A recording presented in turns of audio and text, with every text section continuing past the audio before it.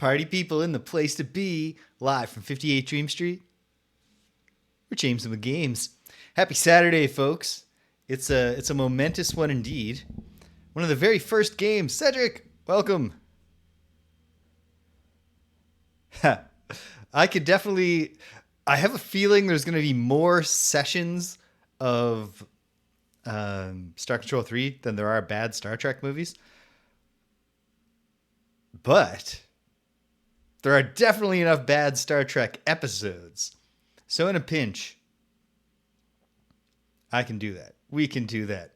But yeah, is it Into Darkness? I don't know. Here's the thing. Star Control 2 is a really important game to me. I first learned that Star Control 2 existed when I was a young man, maybe 13 years old, maybe even younger than that, when the internet came about. I was a voracious reader of things on the internet and still am. And I like to read about games. And so I remember on some gaming website, they were just doing profiles of like, you know, recent classic games. But like at that time, it was like, you know, even a fair number of the classics came out a couple of years ago. And I read about Star Control 2. And I didn't really get a clear sense of what it played like, but I did get the sense of the, you know, there's a big non-linear universe and you explore and you have to have these weird interactions with aliens to make things happen. And it sounded really, really, really, really cool. And I never came across it. I never played it. For many, many years. Even after I became an adult who owned his own computer in the age of the internet, I never sought it out. And then right around the same time that I started streaming, I got this gaming PC, and I realized I could use it to play old games that you don't need a modern gaming PC to run. And so I picked up Star Control and Star Control 2, and I played it a little, and I liked it so much that I decided to do it on the stream. It was the second full playthrough I ever did on the stream. Star Control 2. I believe it took me 25 sessions, which include 3 attempts at the game, because this is absolutely a long... Star Control 2 is a long quest-based game that you can fail at permanently, resulting in the extirpation of all sentient life in the universe. I had that happen twice. Before I put it all together and I won blind without walkthroughs. I was proud of that. And it was just great. The thing about it was that I had like 20-something years there to hype that game up in my head. And then I played it, and it lived up to the hype. Now, a couple of years later, down the line, 3 years later, maybe? Oh, how the years go by. Down the line here, we're checking out Star Control 3, the official sequel to Star Control 2. And part of the reason we're checking it out is now is because next year, we're getting the spiritual sequel to Star Control 2, a game called Free Stars, designed by Fred and Paul, blanking on their surnames, but suffice to say, the creative team behind Star Control 2. They didn't stick around for the sequel for Star Control 3. They wanted to try other things, which included a PlayStation platforming game called Pandemonium that you may or may not have heard of. And then a PlayStation game called Spyro the Dragon, which you've probably heard of. And then, of course, a gigantic money-making phenomenon called Skylanders. And so I'm sure they can now do whatever they want. And so, indeed, they've left the big deal AAA games industry to revisit one of their most beloved creations and try to give it a worthy sequel. This game, Star Control 3, that we're playing today... Haha... Welcome, Juffawut. Happy Saturday. You can't go wrong. You cannot go wrong leaving your Twitch notifications on because we do a lot of not weird, but varied things here. You never know when you're suddenly going to get told, hey, remember that beat 'em up that you played once in the arcade when you were a kid and didn't think anyone else remembered? Well, Greg and James are playing it right now, etc. So yeah, Star Control 3. Oh my. You know that the audience member named Juffawut wanted to be here for this one. So, yeah. Thing about Star Control 3 is it reviewed very well when it came out. but it has a poor retrospective assessment.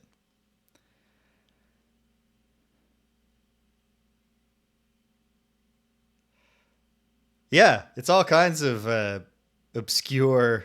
There's so many beat 'em ups, and if you were alive in the late 80s and early 90s, you like went in a convenience store and there was just a single dusty arcade cabinet there playing like a weird, it would be like, I don't know, Big Trouble in the Atlantic Ocean.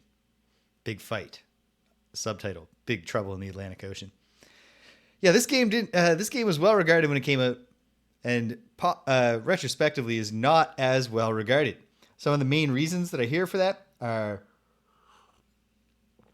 not really capturing the tone and spirit of Star Control, and also ditching space exploration and resource gathering in favor of a base management system, which I guess we're going to find out about today.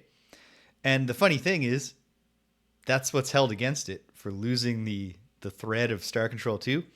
But when I read the development section on the Wikipedia page, well, a common theme in our late 90s disappointing games in seminal series part, I kind of get the impression that like we're not looking at something that's bad, we're just looking at something that's like, okay, sure, fine, I could do this, I guess. What's the point? So I'm not surprised that you say that. Yeah, in the development section on Wikipedia, you can see that just like with King's Quest VIII, just like I'm sure we'll see with the Ultima series, a common theme rears its head, which is market research from the suits, which told the development team, who were big fans of Star Control 2, told them, you know what, players love Star Control 2, but they hated having to explore space and gather resources and then go back to Earth.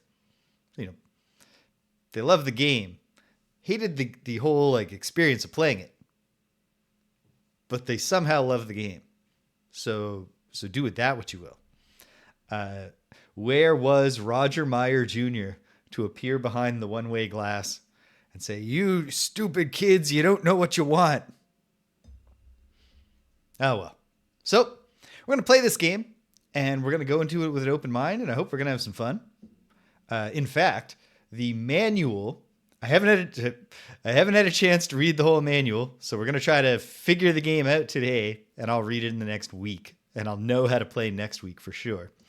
But the last section before the credits and stuff in the manual is called Having Fun Playing Star Control 3. And I checked that section before we get started here, and it is allowed. So hopefully we'll have some fun here playing Star Control 3. We're going in open-minded. And either way, whatever the experience here is, we're going to get points of comparison for next year when Free Stars comes out. And out of a sense of duty, when I play it, I must say what I really think about it. I bet it's going to be great. I hope so. Haven't seen Pebby in a while. And partially that's my fault, because I know he's busy. I should stop by his streams now and then. Pebby is Jason, the lead developer, lead programmer on Free Stars. Seems entirely possible we'll see Pebby again when we're playing Free Stars. So boy, I hope that when I offer my honest opinion, it's about how great of a job the whole team did. But for now, Star Control 3.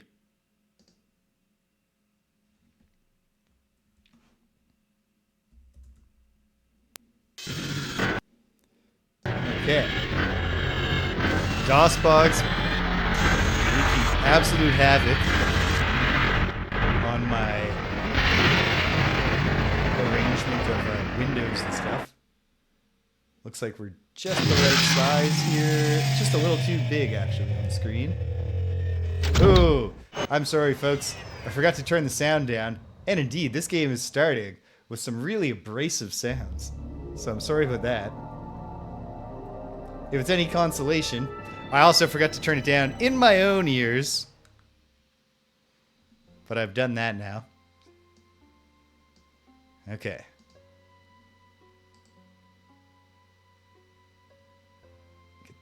Back on the screen over here in front of my face. I have a notes spreadsheet. Not sure I'll need it, but if I do, I have it. Just sitting there waiting. The main thing my notes spreadsheet in the previous game did, of course, was just tell me, hey, you found these resources on this planet. So I don't know if we're going to need that. Okay, clicking things. We're in place. Star Control 3 help. If you need help with any of the game controls, yes, that would be helpful. Press F1. Okay. Or hold the mouse pointer over the item or button. After a moment, it'll pop up. They're explaining the concept of mouse over. That's touching. It's like when Quest for Glory 4 was like, this game auto-saves. It has a whole section in the manual. It's like, an auto-save is an automatic save, which means that the game will automatically save at certain points without requiring your manual input. You can still do a manual save. Everything was new once. Okay. Okay. This seems a little condescending. On all screens, put the mouse pointer over an item or button and click the left button to activate it and make a choice. Right for cancel. F2 to save the game. F3 to load. Okay. Here we are. I don't know about this title screen. They're not putting their best foot forward. But that's okay. Oh, hyper melee. Start a new game. It's probably the option we want, but hold on. Is there system settings, credits, and quit? No. Hopefully we can access settings. I'm hoping that this game allows us to change the... At the end of the hierarchy war, you sacrificed your priceless precursor vessel to demolish the enemy battle platform, the Sumatra. You escaped. That's true, I did that. Ship, hoping to outrun the cataclysmic energies unleashed in the final explosion.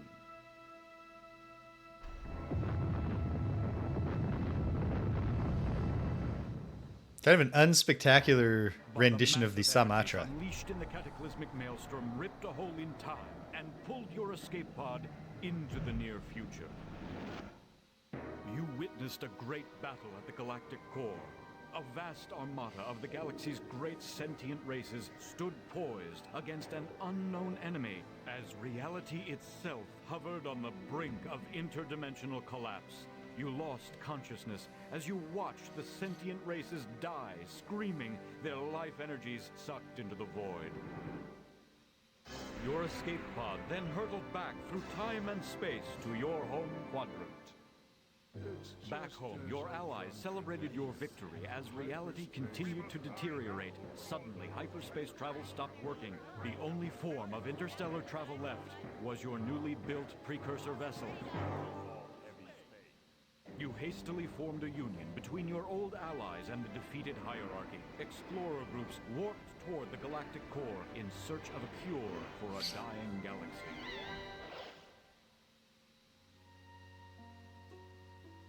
Okay. I don't know about this. If I'm supposed to be clicking on this, I'm not sure why you would set it up like this. Okay, oh my goodness. We can rotate the universe.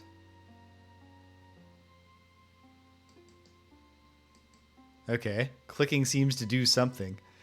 This might be a case where I do need to read the manual. What are my options? Names, colonies, artifacts, ships, fuel, quadrant, system. I don't think that's game system though. Oh, something's just happening. Online. Hello? Sir, this display represents your primary interface with the ship-wide interconferencing and monitoring system, also popularly known as ICOM. This system is available to several autonomous ship functions for the recording, reporting, and transmission of important League strategic and tactical information. ICOM also represents the central repository for League intelligence materials and can be called on to assist you in the planning and execution of League operations.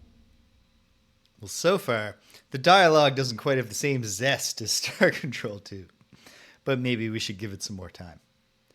All right, well, I'll remember what you've told me. I lie. ICOM offline. Great, I think. Orbit, colony, control. Will this allow me to... Okay, save. Continue. Configure. But this is clearly configure sound, which is not what I need. Okay, before we get going, I do need to look at the manual. Mainly. Okay. Blah, blah, blah. Start the adventure. Great.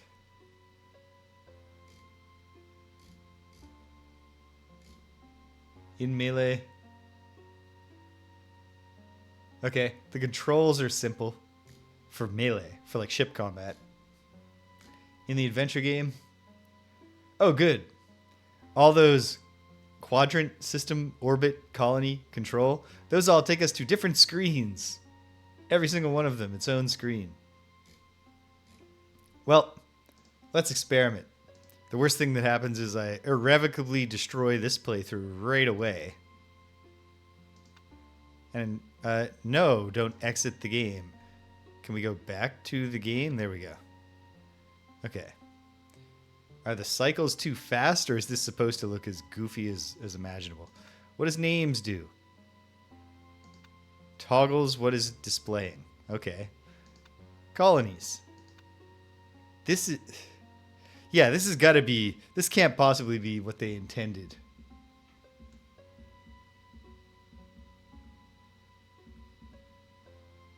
I'm now... It's doing the weird form where DOSBox tells me... Oh, goodness. Time is actually passing at an incredible rate. 5576 squared. 888. Warning. Utilization to the 356th power divided by warning. Warning. Right. So we're humans from Earth. Of the League of Sentient Races, we come in peace. How may we classify you, fellow sentient? Okay, I'll say this.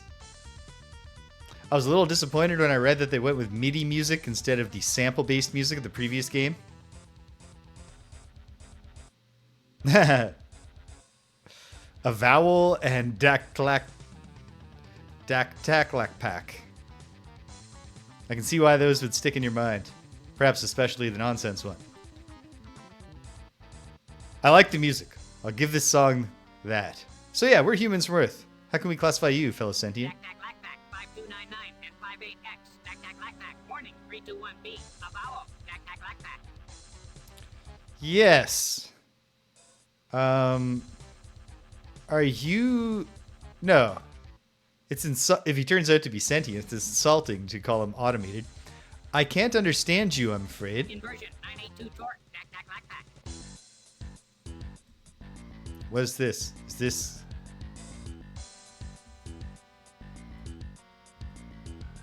Am I supposed to click on the ship? Yes. It's ship combat.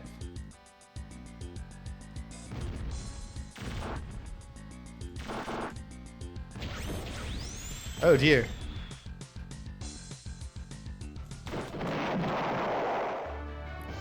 Got him.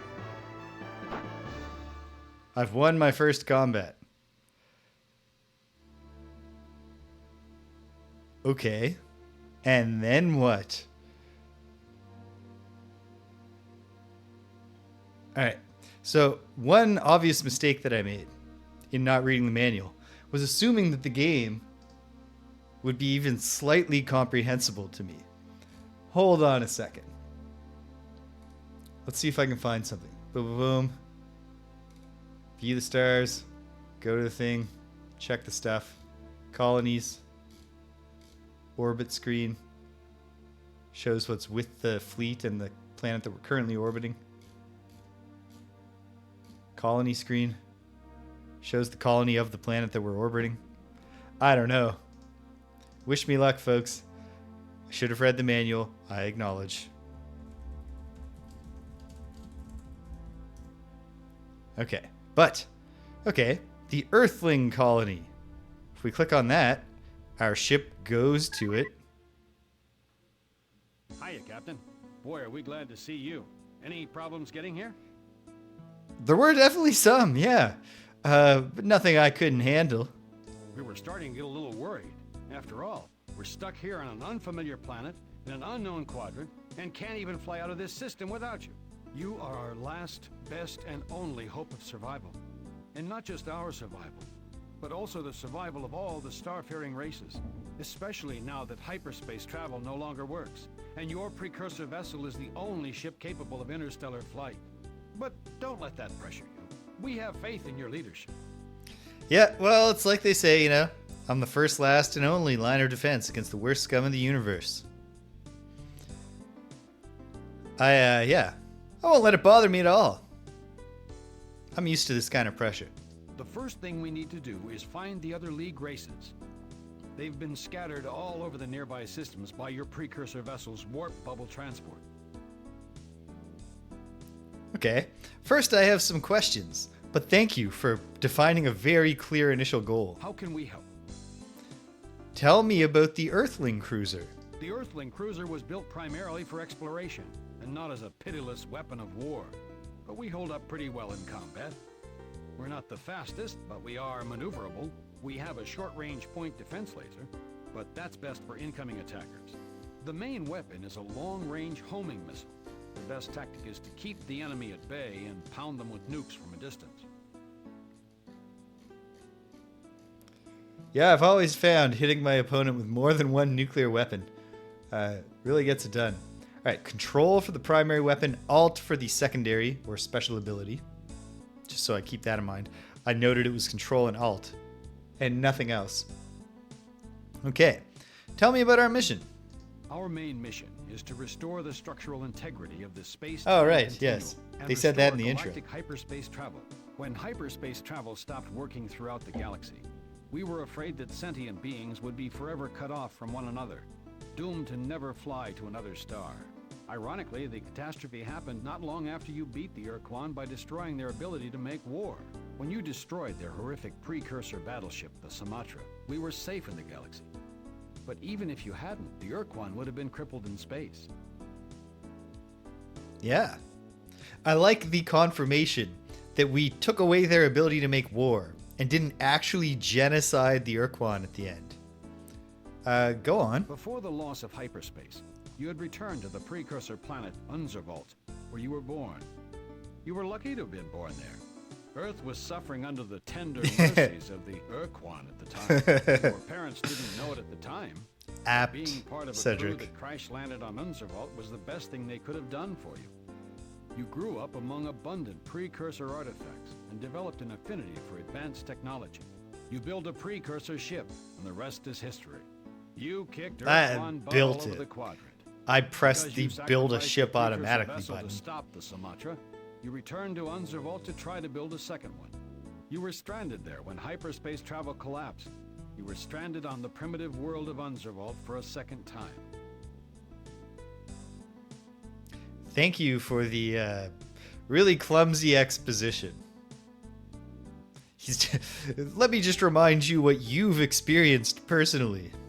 Okay, yeah, but this time I had real food supplies, didn't have to subsist on Ortog milk and Libix meat. All the allied races were sure they were stranded forever. We cursed our unworking ships that could not take us beyond our solar systems. And then you showed up. You had not only been able to build a new precursor vessel, but you found a way to circumvent the collapse of hyperspace. Your new vessel did not rely on hyperspace, but used a hot new precursor technology you discovered, the warp bubble transport. Most people had never even seen a precursor vessel. You had piloted two. Would you like to know more? Go on. You rallied the allied races to work together to seek the cause of the destruction. You even enlisted the repentant members of the defeated Yes! Ur-Quan hierarchy Okay. into your newly minted Good. League of Sentient Races. I'll say You described in that the they strange captured the experience you tone had of after you Star destroyed Trek the Sumatra, in which you traveled through a rift in time and glimpsed the future destruction of all sentient life. Candidly, many sentients thought that your vision was the product of delusions. After all, you were comatose when we finally picked up your escape pod. But you had the only means of interstellar transport, and the sentient races would have accepted a lot more eccentricity to get some mobility again. Also, they could extend a little trust and faith to me on the basis of the last time I was right about the world universe destroying threat. Well, yeah, so carry on, please. You explain to all the races that the only way to repair the damage to the space-time continuum and stop the loss of sentient life is to uncover the secrets of the precursors. Since the mysterious rainbow worlds point coreward, and since many precursor artifacts seem to lie in that direction, we came to the galactic core. Your precursor vessel's warp bubble transport carried ships from each League race and scattered them to different systems in this region of the Kasari Quadrant. Now, all you have to do is find each race and establish contact with them. Please go on. We need to pick up stocks of cryogenically suspended colonists from each League race and establish their colonies on Kasari planets. The colonists are in suspended animation, ready to be thawed out as we gain the resources to properly put them to work colonizing and searching for precursor lore. All of us pledge to be loyal to the League and to give our lives if necessary in order to restore the integrity of the fabric of space. Okay, well, let me just make a generic note to myself. Objectives. All the League species de-thaw their colonists and establish colonies. Okay, so we're in a whole new sector of space. We have a pretty straightforward opening mission that sounds like it's designed to ease us into the colony system. So that's great. I got what I need. Keep up the good work, everyone. Talk to you soon, Captain. Yes, sir. Okay. Well, let's see. What else might we do? Should we be searching here? On the other planets of this system? Or should we be searching... Let's see. I am not comfortable with the way that time just like hurtles forward. While you're staring at the game thinking, what on earth is going on? Why can't I just pilot my ship around while the catchy Lightspeed music plays? Okay. Will you at least highlight these things for me?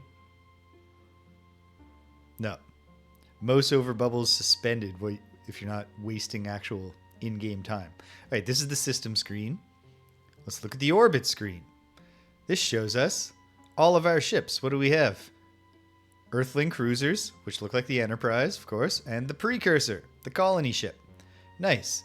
We have a crew of a human and no others. Oh, wow, we even brought the Mycon along. That's risky. Oh, we're regenerating fuel by sitting still. For a moment, I was like, what the hell? Habitability scan. Oh, that's interesting. That's fun. I get that. I get what that's getting at. We can't all live on the same types of planets. Here on the Earth colony, we have fuel refineries, which is probably why I'm progressively gaining stuff. Bunch of slider bars. Can I increase research? It's not obvious to me that I can. Okay. Well. Not the quadrant. Please, back to the system. Well, I have no sense of how I might leave the quadrant. So let's start looking at the planets. Temperature 12 to 60, 3 to 55. This planet has 60 to 110. Okay, so this is Fahrenheit, I guess. Should we look on our moon? Let's go to this planet. It looks nice. Also, it's labeled down here with a 1. Tac lac pack 5576 squared. Tac tac lac pack 888 warning. Utilization to the 356th power divided by warning. Tac tac lac pack warning. Okay, so you're not sentient, are you? Tac tac lac pack 5299 and 58X. Tac tac lac pack warning 321B. Avowal. Tac tac lac pack. Okay. Are you just an automated drone? Inversion, 982 torque, tac tac lac tac. Dak-tat lat pack. Okay. So why can't I send other ships? What have I done? Ah. One thing they went for here was they were like, we gotta look cooler and more serious. With the effect being that it's not immediately obvious to me at a glance what vehicle I am when the screen flips around. Ah. I'll get the hang of it. I seem to have wasted all of my missiles, though. I thought they were regenerating.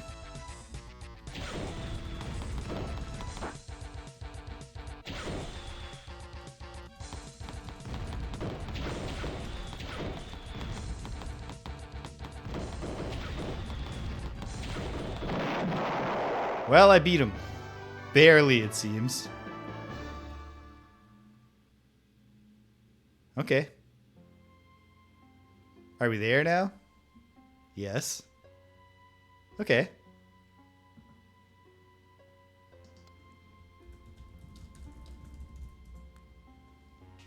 We're at this new place. Let's go to a different screen. Let's look at our orbit. Here we are. Ship is in bad shape, it seems. And also, I didn't bring my fleet with me at all, so that explains why I couldn't send someone else. Okay.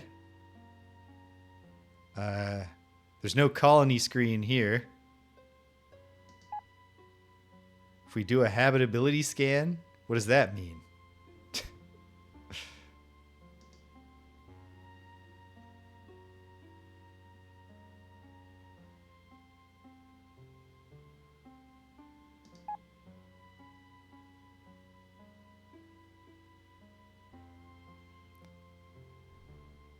What is this other stuff up here?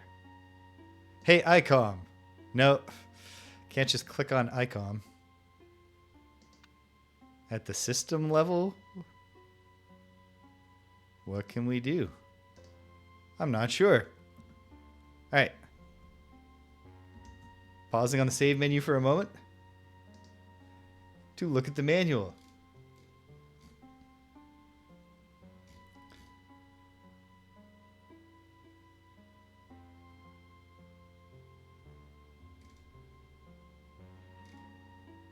Da-da-da.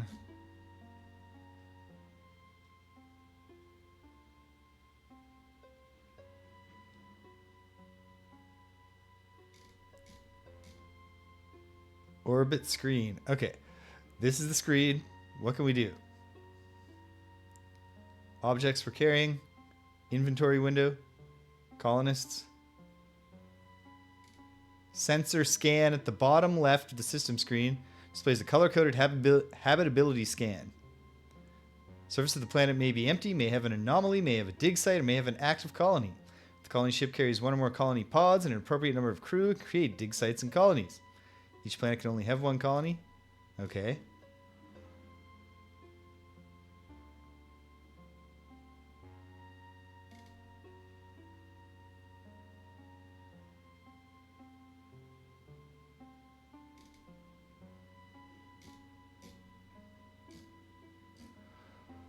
Okay.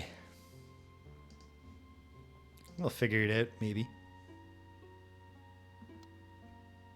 There's no reason we can't figure it out. Okay. In orbit. What's this? Landing pods. Why is this going like this constantly? Is that supposed to be happening? Because it also seems like I can't do anything.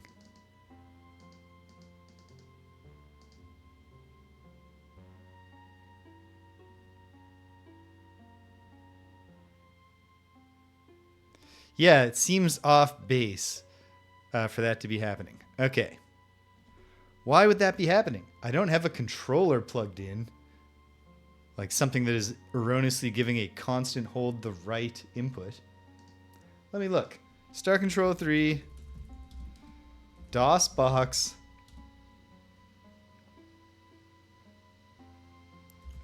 Orbit screen constant scrolling?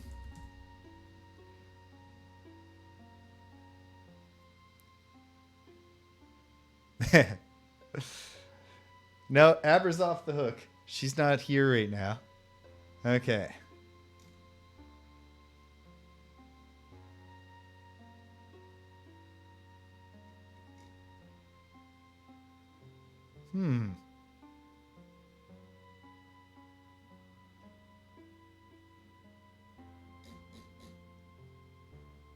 I don't know. I see nothing that seems like it would be helpful. If there's a constant input, that might also explain the psychotic rotating. Okay, let's try quitting the game and launching it again.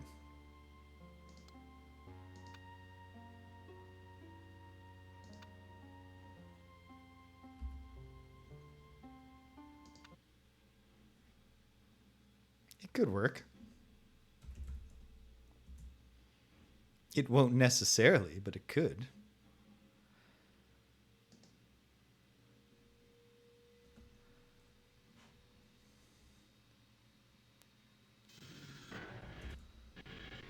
All right.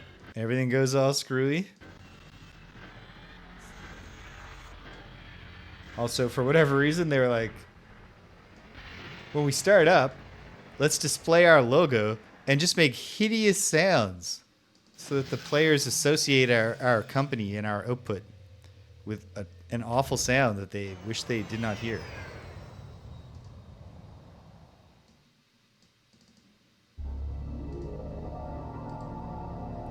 Okay. Hopefully, turning it off and on again has just solved our problem. You can't do the F3 to load gimmick from here.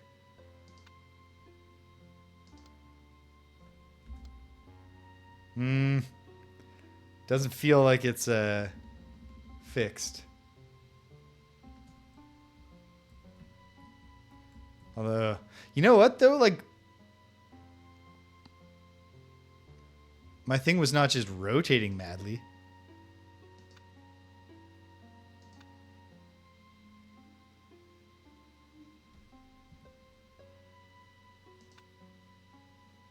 Okay. Now we don't have a thing just swinging around like crazy. And when I click on things, I can get the words. Okay. Talk to. Do you have some Icon practical online. game advice for me, Icom? What should I do now? A signal received from an emitter on Goshen 4 confirms the presence of a Spathi colony. Goshen 4. Okay. ICOM offline. That's something we can maybe work with. Okay. At the system level, are any of these planets called... No, these are all Helios. So if we want to go to Goshen, that's a different star. Do I need to go to the quadrant thing? But even when I go here, I'm not seeing this other star. This Goshen star. Hold on.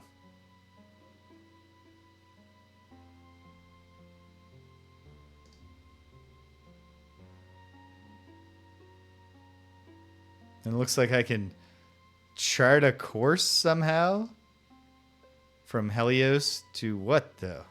For a moment, there was a pop-up. Oh, all the stars. Oh, wow. Okay. So now I just need to figure out which one's Goshen. But I bet it's nearby. In fact, I bet it's green and nearby. We can get there in 39 parsecs. Let's do it. Have we done it? We have. He said Goshen 4? Yes. Colony, 100%. Okay.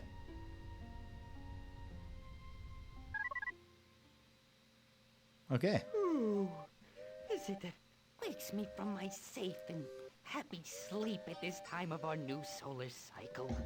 This is especially rude since my physical system is not yet adjusted to the new day length.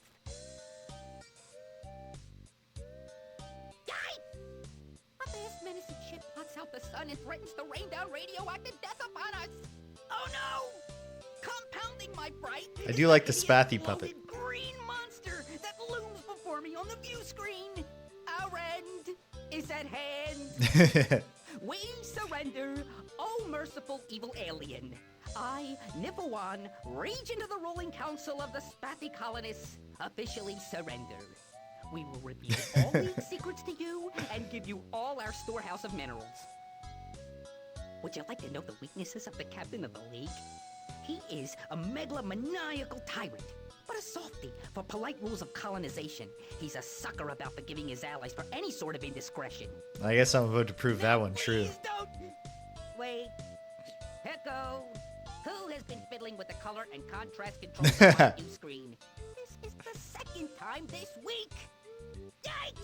Alright, music's okay. I'm captain of the League of Sentient Races.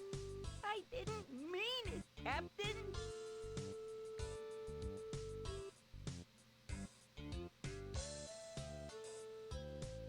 Yes, I think this is a puppet. I'm not sure. But yeah, it was just sprite art in Star Control 2. I like it. I don't necessarily like it better, but variety's okay. All right, would you really surrender that easily? I mean, yes, we've met the Spathi before. I was not really going to surrender. It was a ruse. A ruse designed to lull the foe into a false sense of security until we could plan a daring and ultimately suicidal mission in which we would all die in agony before we would reveal a word of League secrets. Yes, right. So, we'll let this slide. Like you said, I am kind of a softie for forgiving people. At least for now. Wonderful. In truth, just between us, I have been quite ill at ease since your warp bubble transport hurtled us off into the void of the Kasari Quadrant like some castaway pedal claw covering. Yet now, I find myself enjoying your it wasn't great. company, your sparkling conversation, and the presence of your huge, powerful, death-dealing starship, which, being my friend, you would certainly feel compelled to use in order to save me from any hostile life forms who threaten me with death. Yes, but only if... Actually, no. Let's try to reinforce the general principle here. Of course, because we protect all the League species. We rejoice! Did we mention that we are enjoying your company? I'm having a great time with you too, I guess, Ur-Quan. You're no Fwiffo. But you're okay. I'd like an update on your status now. Well, you see, it's like this. Like what? When we first arrived, we were terrified to step out onto the surface of our designated planet. Okay. Savage beasts freely roamed the surface, gnawing the abundant tubers and root crops with massive forefangs. Herbivores, you We did mean? not dare set our pedal claws on that surface. These horrible pink-eyed creatures scattered at the sight of us, as if to regroup for a massive assault. We could see I think we were probably lurking behind the abundant ground cover, personally their obliged to let black Fwiffo wings retire. twitching menacingly, as if to signal an ambush. It was only after we incinerated several thousand of them with our beam weapons that we discovered, surprise, they were just gentle herbivores. Imagine our relief. So we were a little late in getting started colonizing. We have not produced too many Eluda ships for you, but even now, our teams are hard at work. Okay. What? Why would I even bother asking this? I suppose we've already established my character needs to be told what he did like last week. So, alright, okay. We get it. I have some more important What is questions. it you wish to know? We will try to answer, but please don't be offended with us if we don't have every answer to every question. I'm a little more offended that you think that's what I'm like. But yes, I would like some eluders, for sure. The eluder is a vehicle that served me very well in Star Control 2, where I had a much harder time with the ship combat because you had to run like a separate program to change the key bindings, and I just never got around to doing it. So instead I played with a mix. I used the keys for navigation and the buttons on a controller to shoot that I had in my lap, hitting with my fingers like an arcade cabinet. It's not ideal. And even so, I was able to do pretty well with the eluders. So I'd like some. Though we know you intend to seize the fruits of Spathi adulthood and whisk them off into the trackless reaches of space and launch them against monstrous, slavering aliens who drool for the tender gush of sweet Spathi flesh between their fangs, we will comply. I'll say this. Broadly, like, you can have personality variations within a species. So it's not like, oh, they messed it up. But I found the Spathi that we met in Star Control 2 were more lovable in their pitiful cowardice. And this guy is a little more irritating. Some of that might be the voice acting, which is good. It's good voice acting, but I don't know. Tell me about the void ships. Our exquisite eluder void ship is fast and maneuverable, with powerful engines that can outrun many kinds of enemy ships. We have a short-range front gun and a very powerful rear weapon, the famed backward-utilized tracking torpedoes. This ship The butt torpedoes. is brilliantly designed for one purpose: running away. We are always willing to run away Tactically. from a fight, and if any opponent is ill-mannered enough to pursue us, we run away while lobbing B-U-T-T missiles at them. Of course. Thank you for we are underlining willing that to gird joke. our haunches and force ourselves to fight for the League. In such cases, we like to stay comfortably out of range and pop in occasionally to launch a missile. In Star Control 2, I don't know that they ever mentioned the backwards utilized something to, they never said that in the game. It was just in the manual. This game, they're like, we're going to tell you the joke, and then we're going to elbow you right in the ribs and be like, you get it? You get it? It's not even their joke. Well, I don't need to learn the history of the Spathi. The Spathi are cowards. That's the joke. In Star Control 2, you recruit them to the Alliance and save their planet from the terrifying non-mobile teddy bear aliens. And then when they can return to their home planet, they immediately surrender to the Ur-Quan to get put under a slave shield. Or they reverse engineer a slave shield to trap themselves in the planet where they feel safe. Joke's on them, of course, because if you don't succeed in the quest, the entire galaxy is extirpated of sentient life. So there's no eluding when you're trapped. Anyway, we don't need to hear their history. What do you know about the precursors? We have found traces of the precursors scattered throughout our space. Our belief is that the precursors are not really gone. They simply came to their senses one day. They realized what a dangerous place the galaxy is, and used their superior technology to invent some kind of splendid invisibility shield and remain alive and happy to this day in our very midst. We hope to rediscover this secret someday and disappear into similar obscurity. Right. Okay. This game's going to be all about learning the quasi-canon secrets of the precursors. Because I assume in Freestars next year, we're going to learn a whole new set of the secrets of the precursors. Well, very good, very good. You keep up the good work, Spathi. Must you take your sheltering, protective precursor vessel away from our skies so soon? Very well, but return soon, Captain. Well, hold on, don't worry. I'm staying long enough to recruit more ships. Okay, so how do I ship crew transfer? No, we have a full crew here, but are they with us? This is what I got to figure out. How do I make a fleet? What does any of this stuff mean? What have I done? I don't know. Well, for now, we can go one step at a time. Ship crew transfer we don't need. but I want them to come with me. Are they just automatically coming with me? I don't think they are, because it was sort of implied that that was happening way back with the Earth cruisers, and they didn't come. So let me see if I can figure out this part. From the colony, not from the colony screen, from the orbit screen. Da-da-dun, da-da-dun.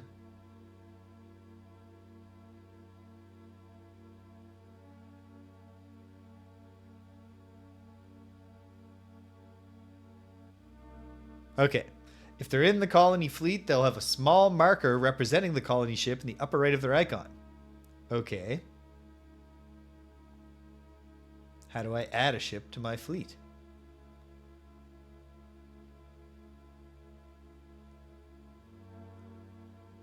Huh.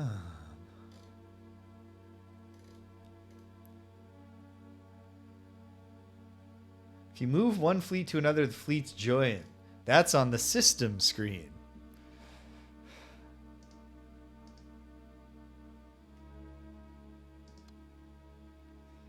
Yes, we'll overwrite it, and we have to clarify the... Oh, great. Have to delete to do this. Oh, whoops. Okay, whatever.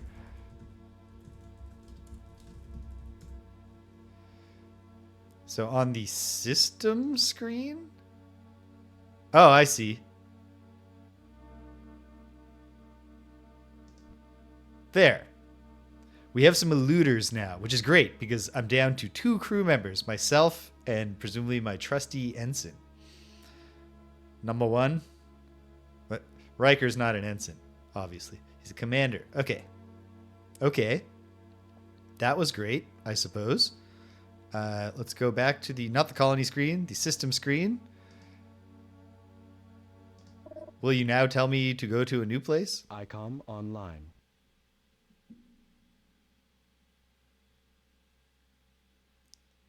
Is this okay? I can't tell if this is like the Mel norm in the first game where it's like you're actually supposed to be acquiring this information as part of the core game loop, or whether I'm resorting to the walkthrough, the built-in walkthrough instead of figuring stuff out. I'm gonna guess. I need a hint. Received from an emitter on Astarte 1 confirms the presence of a Syreen colony. Astarte 1, the Syreen. All right. So long. ICOM offline. Quadrant. We click. Very good. Okay. Astarte. Cilicia. Charybdis. That's ominous. Erato. Cancel. Helios. Morgoth. Acellus. It's probably another green colored star, right? But is it hidden underneath the things? I don't know. Oh, Astarte. It turned green. I don't know why. Do we have the fuel to get there? I guess we did.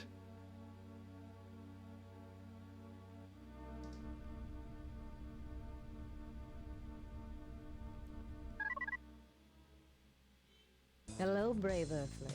I am Colony Commander Lelore, and I welcome you to our new homeworld in the Kasari Quadrant.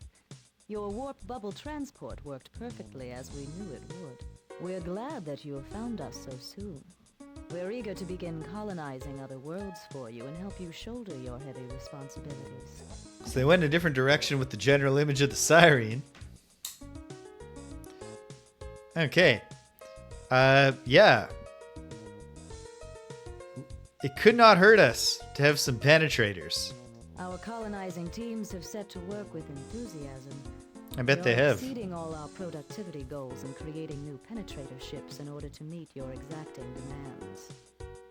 Well, you know, I do have serious demands for penetration. These powerful penetrators will come in handy. I'll make sure to load up. Captain, we recognize the difficult task that lies ahead. Restoring the fabric of space may require a Herculean effort. We want you to know that we are ready to help you in any way we can. Well, that's all I need. Unlimited help in any form.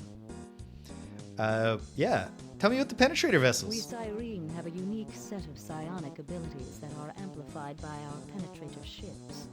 We can broadcast a signal so compelling that all sentient creatures in its range willingly abandon their ships to come fight for us as mind-controlled drones. This makes the Penetrator the only ship we know of that can leave a battle with a larger crew and in a stronger position. It gives her a certain mystique. The Syreen in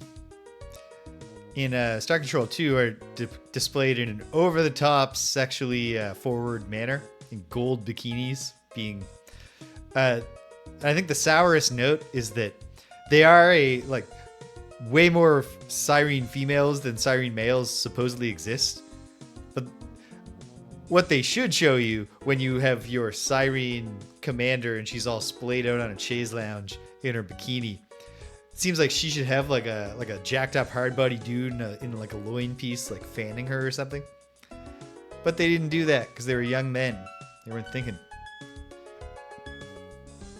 Tell me all about your history. Catch us up. Syreen are a race whose development is extremely close to that of humans.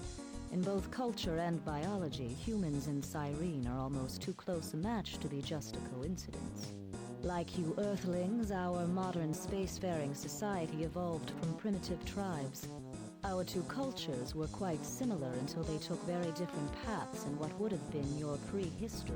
Our world continued to enjoy the differences between the genders, while your world used gender as a basis for a political dominance structure which pervaded almost all of your Earth cultures until the early 21st century. And then, fortunately, we solved that problem. And it was all better once we got to the early 21st century. So, how'd your world develop differently?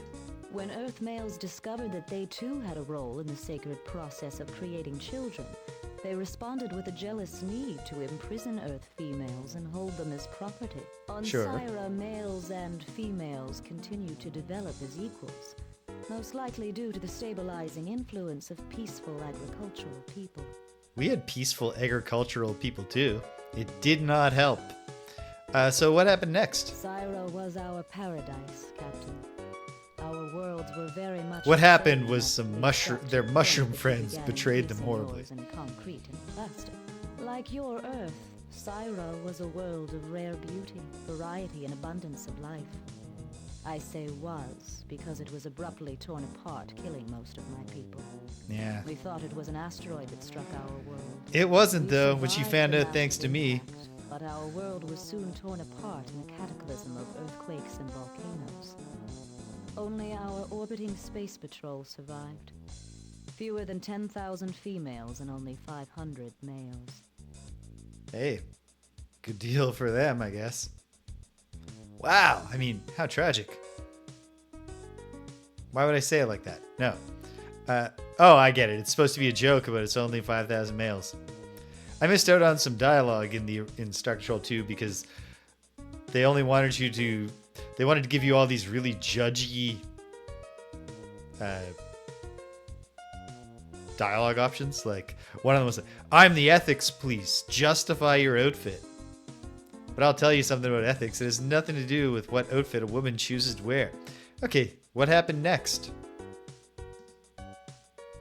The survivors of our race began a long trek across the heavens, searching for another world that could match the breathtaking beauty of Syra.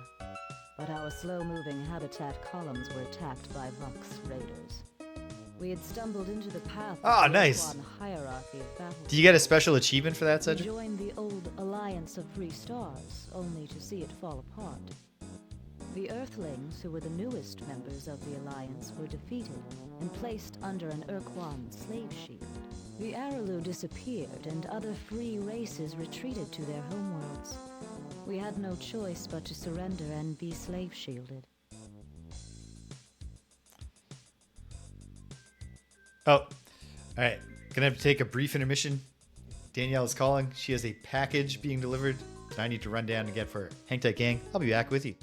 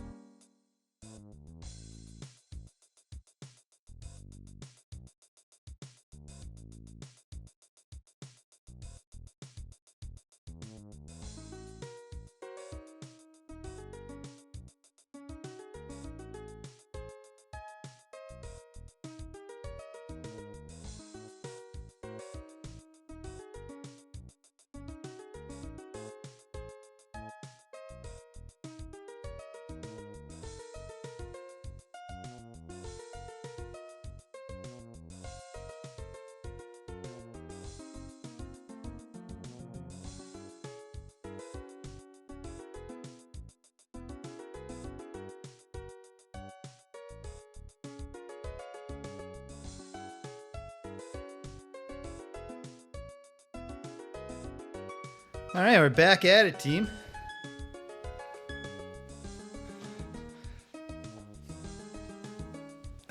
Just getting my chair rolled into a good position.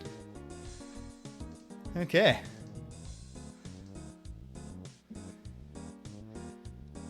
Oh no. That's not fair. Did you accidentally eat fish? Because that makes you a pescatarian.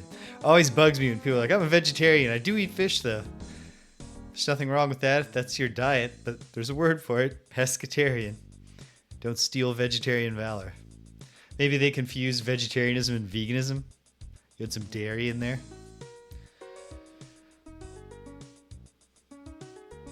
Okay, then what happened? We settled our new planet and began rebuilding our shattered population. Though we hated our loss of freedom, we loved our beautiful planet Gaia. But then you came along. You tried to get us to rebel against the Ur-Quan. We were afraid to do so until you proved that Syra was not destroyed by a freak accident, but by the Mycon. We were furious and sought revenge against the Mycon and their Ur-Quan masters. We joined with you in the new alliance and helped you defeat the hated hierarchy. We were very grateful to you and enjoyed watching your budding romance with Syreen Starbase Commander Talana. Please remind me, how did my romance go? Though we were eager to get back to our paradise on Gaia, we knew that only a strong alliance would fend off future dictators seeking to control the stars. Naturally. So when hyperspace travel collapsed, we were among the first to volunteer to join your mission. And here we are. Here we are. But what about my love? My love affair. Okay. Yeah, so, what do you know about the precursors? They came before us. We have heard many legends about the precursors, but we do not know how to filter the lore from the lies. If a race is great What if the as lore is the precursors lies? still exists in known space, they do an incredible job of hiding the psychic residue of their vast intellects. What if they're the Aralu? There's a theory. Well, very good. Keep up the good work. Until next time, Captain. Sure thing. Okay, so do we just click here and acquire some penetrators? Okay. Cool. I guess we'll look at the colony screen, but I don't currently know what this is or how to do anything. The colony efficiency is at 100%. I'm just gonna let them do their thing for now. The orbit screen will show our ship. We're replenishing fuel as we speak. We have resource units. I don't know what that means or what they're for. We have landing pods, but we don't need to land. What we mostly need is, I guess, for ICOM to just tell us the next place to go. ICOM online.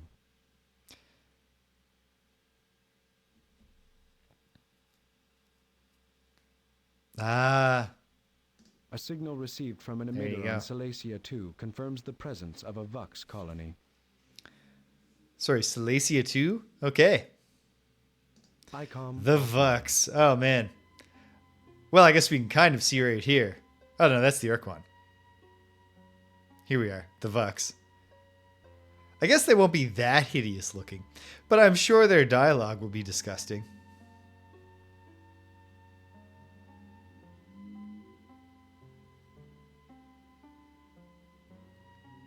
Holy smokes.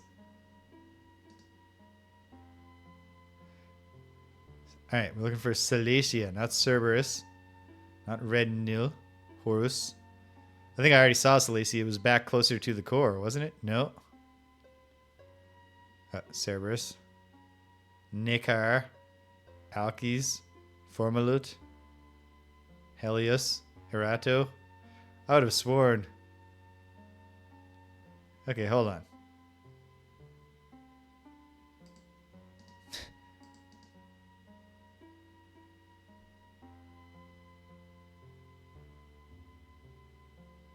Demeter, Horus, Nikar.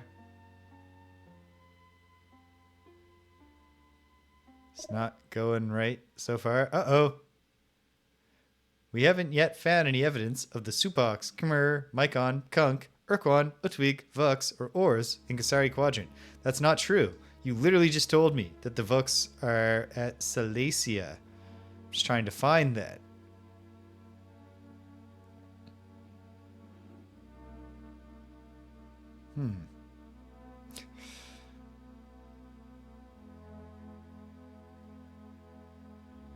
Wait, I thought I saw an S.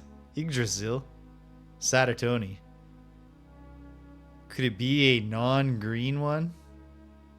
Suppose there's no rule saying they all have to be at the green stars. But it feels like that might be a rule. I guess look at them all. There's good old Gaussian. Is it out into the outskirts? Morgoth? My god, time is just like hurtling by while I mouse over stars.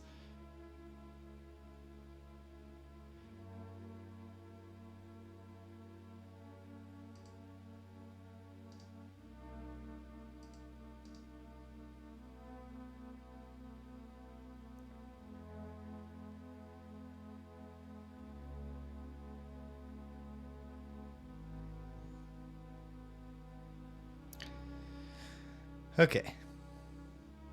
You know what? Let's, I guess, do a new save. You're on day 17. Yikes.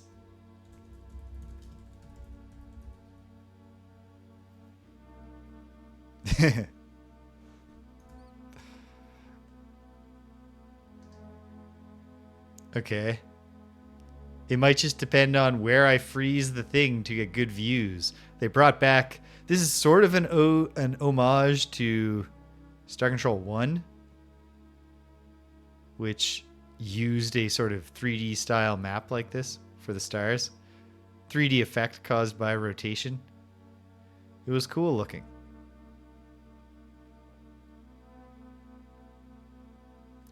Do we just need to go back to Helios to have a better range? Let's try that. We've come back here, and you know what? Why wouldn't I? Collect some Earthling cruisers, grow the fleet a little. Can I, in fact, return to Earth and acquire more crew for my ship? How can we help? I got what I need from you. Talk to Sorry. you soon, Captain. Yes.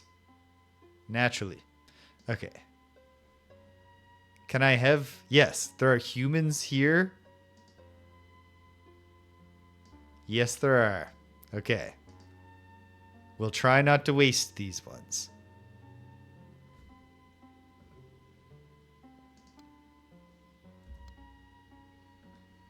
Let me check ICOM again. Did I just misread because I wasn't paying attention? Which I kind of wasn't. Online. Do you have any useful... please repeat your last message. Oh, great. Because you had given me a new message that I don't care about. ICOM online. Thank you. You've given me a new and unhelpful... Signal received from Salacia the 2. on Salacia 2 confirms the presence. Okay, perfect.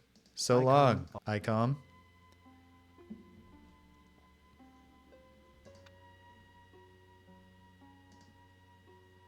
Lots more green stars. Itsunami, Cerberus, Kreisa, Rednil. There's Astarte. Clotho, Horus, Zania, Namlus, Fomalhaut, Lares, Merpenet, Alkis. Oh my.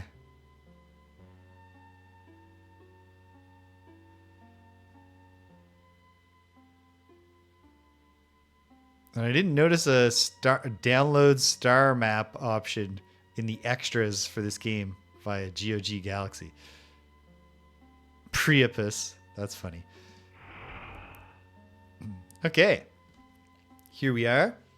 Let's actually go and talk to the Vux before we recruit more of them.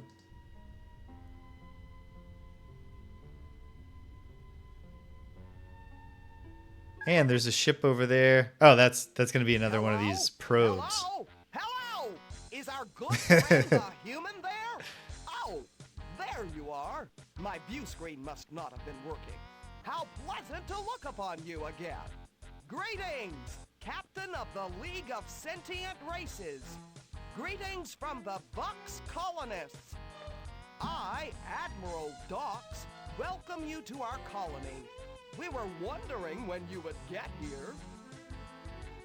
I'm here now. Could you give me an update on your statics, Docs? Buck's power plants operate at peak efficiency, of course. We had quite a successful rollout of our extraordinary ship, the Intruder. And we are ready to cause immense torrents of pain in all who irritate the Welcome. the Well, I'm groping in the dark because I failed to read the manual, and it turns out that might have been helpful. But I'm figuring it out. It's going pretty well. I don't want to spoil last night, but it was very exciting. I'll say that much. No hard feelings for not being there because nobody was. It was the least successful Friday Night Frosthaven live stream ever. Averaged 0 viewers, but we had fun. So, yeah, that's great. Good news, Docs. Help yourself. Nothing we like more than to give the fruits of our labor to our good friend, the human. Yeah, so you've really kind of changed your ways here. Because you used to be not only a member of the hierarchy, but really, really repulsed by the sight of me. It was kind of hurtful. Yes, that's all behind us. We are no longer revolted at the sight of humans and other sentients. See? Nice. I have been looking upon you for minutes without gagging on my own stomach acids.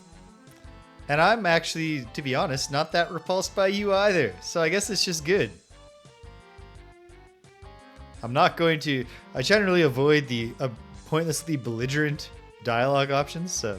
Hey, yeah, that's great. We will need lots of habitable worlds with great resources in order to assist you best. We'd like to make sure that you allocate plenty of resources to us. And I may or may not do that. I need to figure out how to do that before I can even make those decisions. That might not happen this week. Anyway, yeah, sure. We got some questions. Please inform the Bucks of the manner in which we can best assist our good friend, the human captain. Could you try to sound less like you are going to obviously betray me? Tell me about your intruders.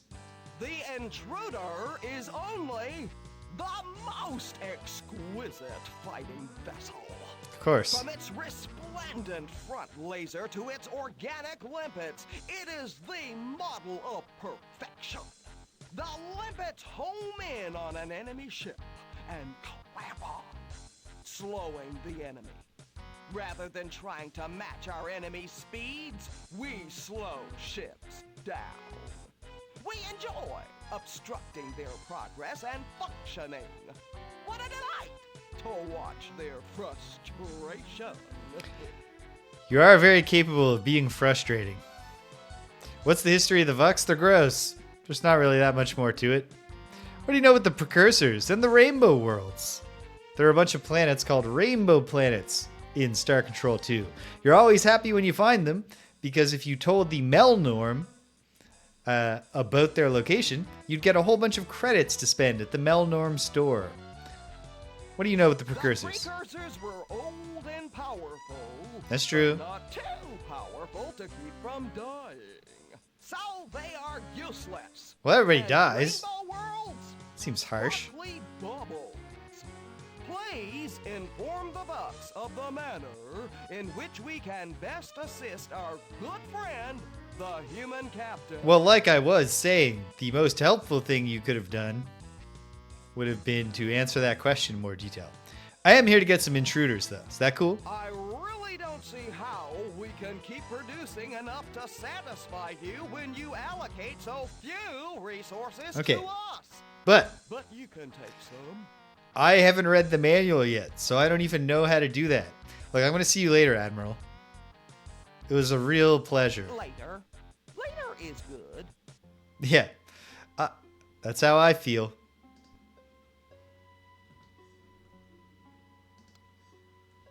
Yeah, we're saving over this one.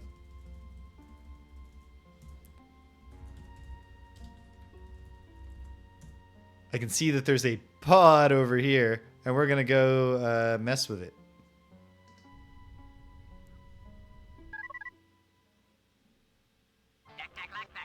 76 squared. Tac-tac, lac-tac, 888, warning.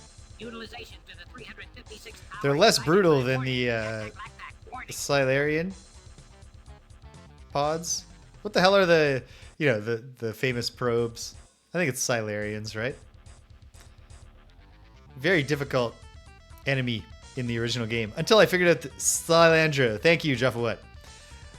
It took me so late in the game to figure out that the killer app, the way to beat a Silandro probe, is to use the Pkunk ship and just wait till they get really close and then just fire on them.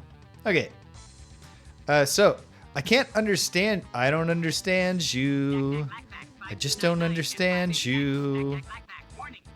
They might be giants reference.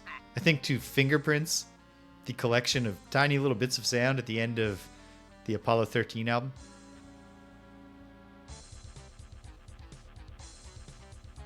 I am glad to have the capable of enjoying cilantro ability.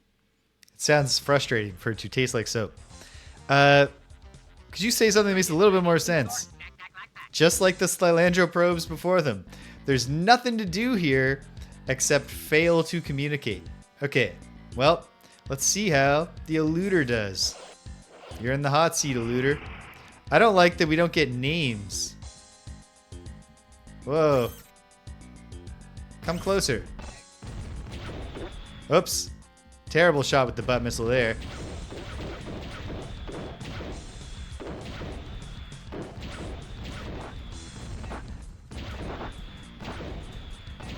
This is going stupidly.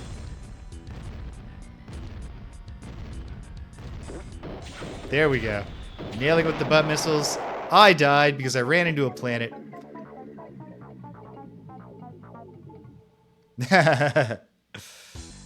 Okay. I'm not going to do this to prevent all losses from ever happening. But let's we're going to run this back. I'm not ready to start taking losses yet while I get the hang of what's going on here.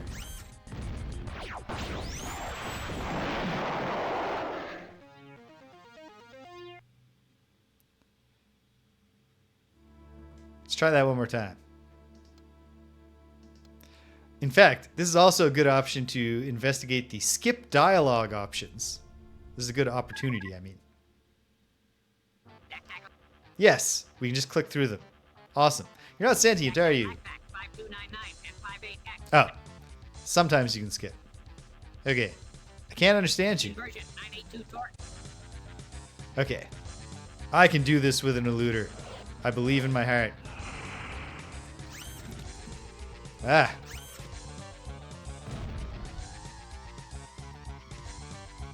I'll say this. They went for like a more 3D style. Ah.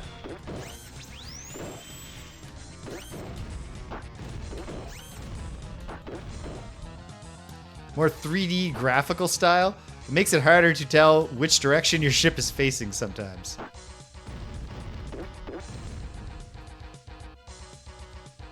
Oh, actually, to be fair, that was kind of a problem with the eluders in the first game. Yeah, come probe me. Not. There. That's how we do it.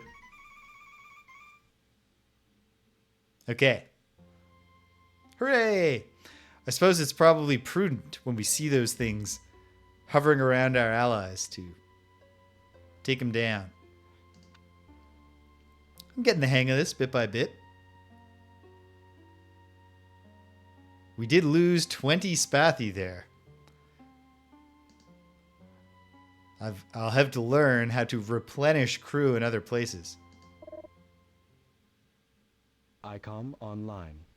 Any new messages? It's frustrating to me that it's like phrased like a tip line when he's telling me, hey, we've picked up a signal at this place. That just seems like something he should interrupt me to tell me as part of the game. A signal received from an emitter on Janus 8 confirms the presence of a Mycon colony. All right. ICOM offline. We're going to Janus 8.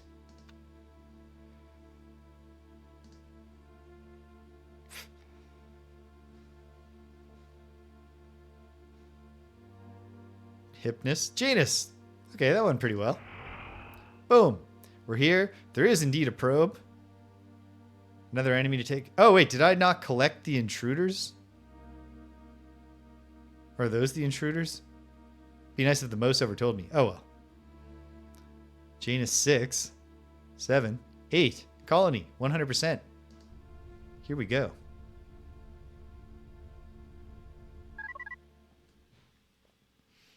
A cold rock spinning silently in the void. A womb for the deep children. Your arrival is appropriate. Acceptable new worlds are a priority for the rapid and complete spread of Juffawup. I'm sorry. Did you say Juffawup? By bringing forth the deep children. There better be a dialogue explanation for why they call it Juffawup now and not Juffawut. But okay, yeah, gotta spread it. Gotta spread it. It's good. It's good. Can I get an update on your status? I am Asho. You have a name. I wouldn't have guessed. I choose what buds are permitted to mature. Oh, wow. You just rewrote my memories. I died of a faulty energy filtration system 62,443 years ago. Right, but I meant like an update on the colonies. Not that your own bizarre life story isn't cool. I root deep in the soil. My deep children will be well nurtured. More pod ships will grow. The cycle continues. So progresses Juffawup. Great. I'm going to assume that's a positive assessment. I'm kind of confused how the colony system works with the birthing the deep children by completely destroying a planet concept of the Mycon, but I'm sure you're managing accordingly. Sounds like a good assessment. We look to Juffawup for direction. Of course. Yeah. Great. Fine. Yeah.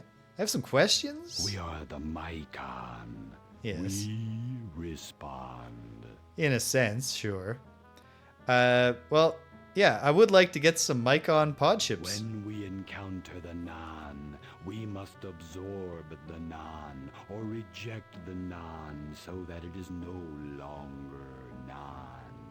Do you have a preference, like garlic naan or survival is a tandoori? priority.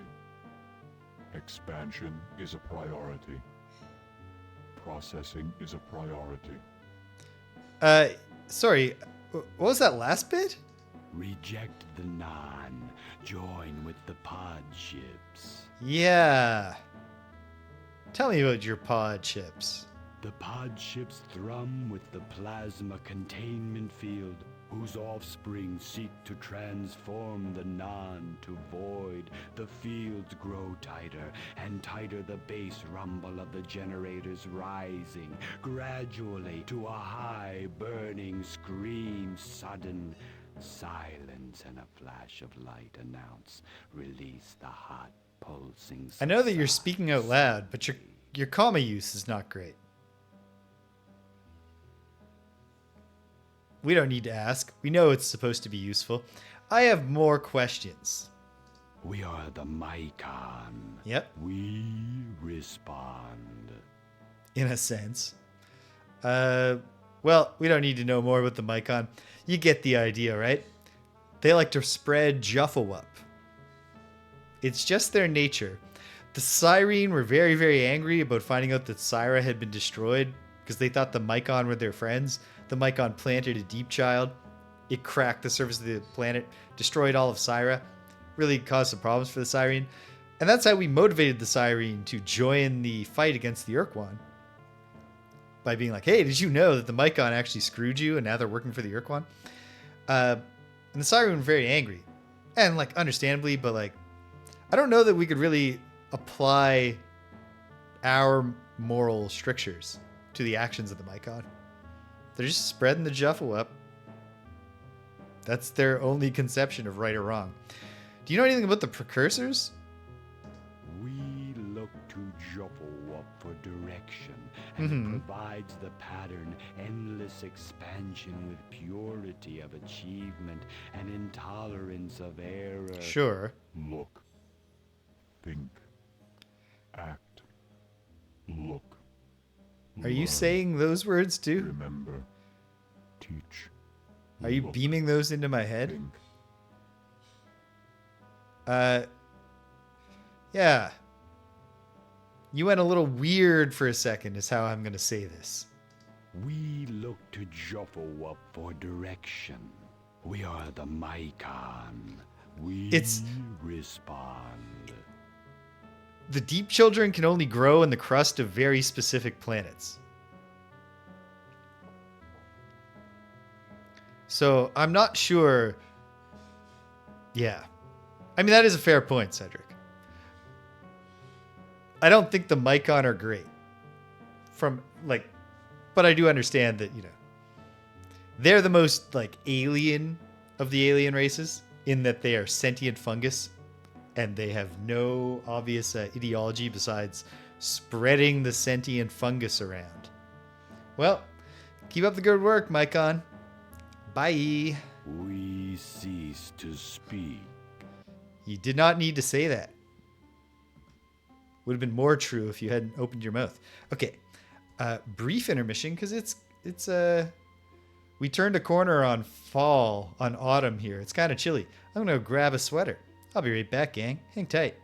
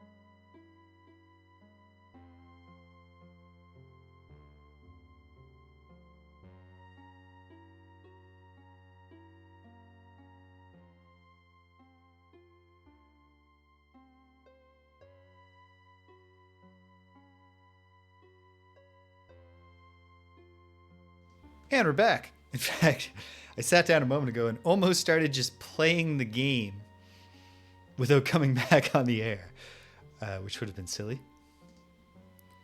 But okay, here we go. I do believe I updated the save, and if I didn't, it's probably not super important. Let's get the Mycon. Look at them. Probably I'll eventually rationalize my fleet to feature more ships of the types that I'm familiar with and comfortable with using. I guess we might as well go do some more defeating of our enemies. Get some practice. I'll try a ship other than the Eluder. I'm not sure if there's a benefit to making sure these probes aren't lurking in the different places. And I think I might have left them in some places. Righto. I can't understand you. I can't understand you. And it's on. Okay. How about... This is the penetrator. I believe. Let's give it a shot.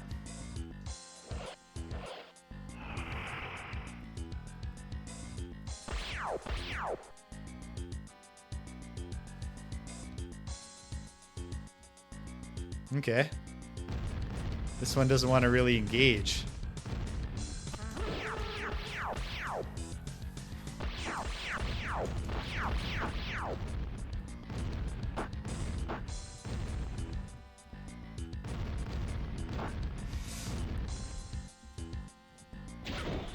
Ooh.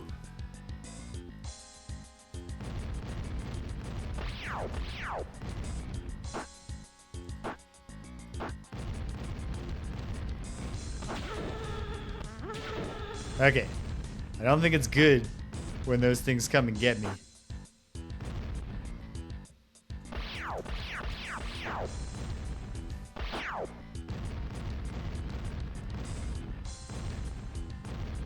Oh, man.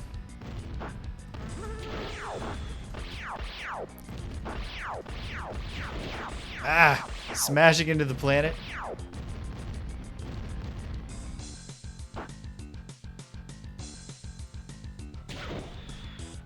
Yikes. Okay, it's not going well.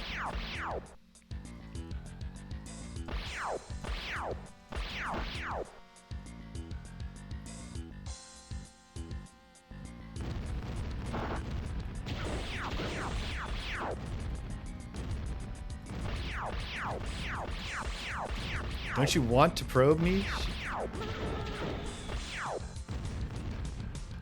Okay, I got some of their crew to abandon them, those little green guys.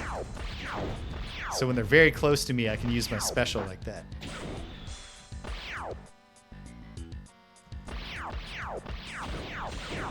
Oh, not good, not good. This is not good. The penetrator is not my vessel, it doesn't seem.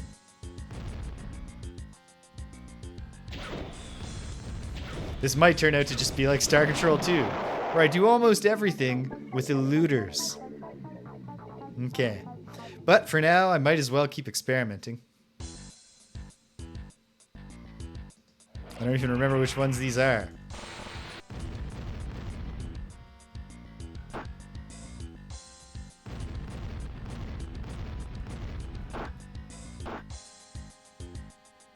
Caught in the planet's gravity. This has to be the Vux ship with its not being fast issues. Ha! Broke away from gravity at least. Absolute chaos with the constant screen and scale shifting. But that was true in Star Control 2 as well. Oh, good. I thought it might be a targeted laser. It is not. I'm almost defeated already. Oh, of course, I can tell it's the Vux ship because I can see the Vux up there. Okay. Well, jeez. Put out my little slow them down guy. Ah! Okay, well fought, you stupid pro. We're definitely running this back. But, okay. Keep experimenting. Do I want to keep experimenting? There's not really any experimenting left to do. Oh wait, I haven't done a Mycon ship yet. I don't think I'm gonna... I was gonna say, I don't think I'm gonna click with the Mycon ship. No, it turns out I'm a master. Okay. Instant success. But let's do that again so we don't lose so many people fighting unnecessary battles against basic probe enemies.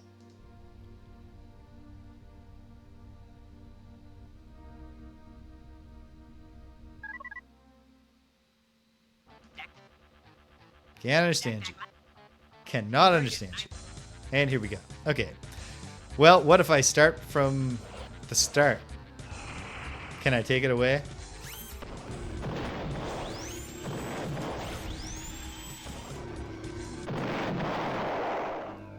Well, that was a pure brute force. Use the powerful homing weapons. Strategy? We lost a few Mycon, but as we've established, the Mycon have their foibles. Maybe we don't miss them so much. Wait, we need an update. ICOM online. A signal received from an emitter on Arcadia 6 confirms the presence of a Pkunk colony. Yes! Love the Pkunk. Arcadia 6. ICOM offline.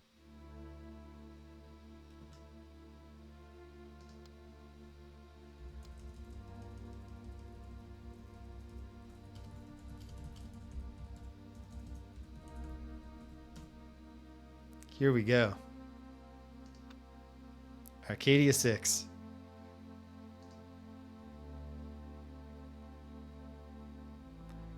Why are there so many more green stars now?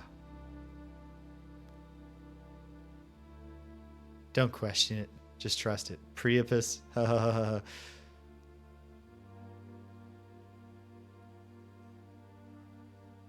Arcadia, come on.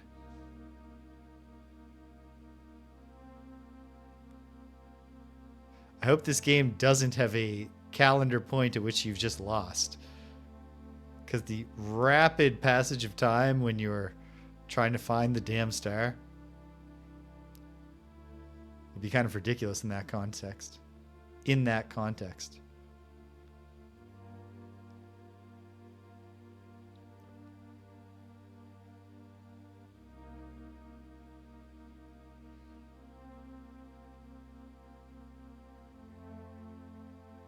In a sense, this isn't really so much different from setting up the autopilot in Star Control 2. But it just doesn't quite have the same charm as that star map. At least for me. Okay. Have I checked them all and none of them are Arcadia? Or have I missed Arcadia because there's so many of them? Let's return to Helios and try from there.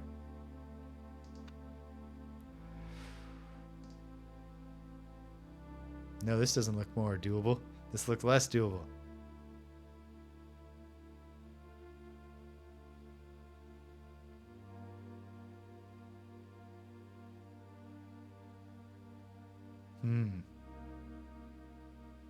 Is it out here? Juba, Adonis, Cernus.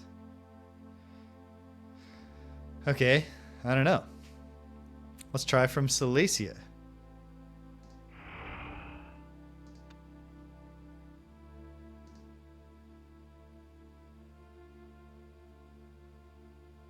Oh, wait. Hold on.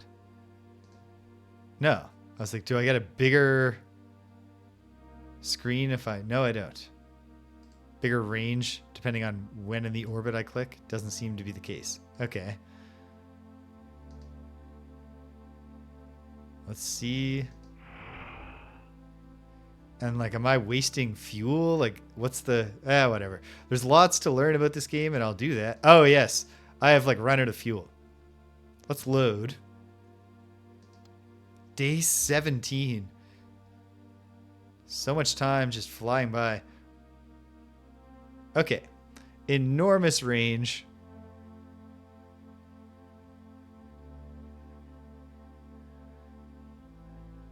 It must be in here somewhere. There's no rule that says it has to be. But I want it to be.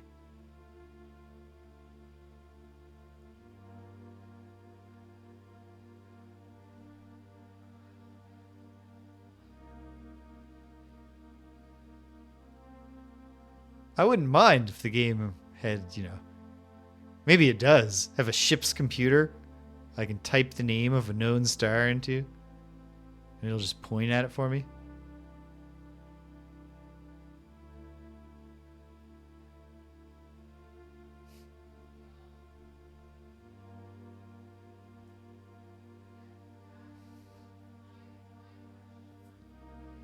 Oh, okay. It's just one of the red ones. Problem solved. Okay. It's this planet. Let's meet the Pkunk. I love the Pkunk. Oh, joyous day. The Earthling friend is once again in our midst. They look kind of weird. Various apropos felicitations, Captain.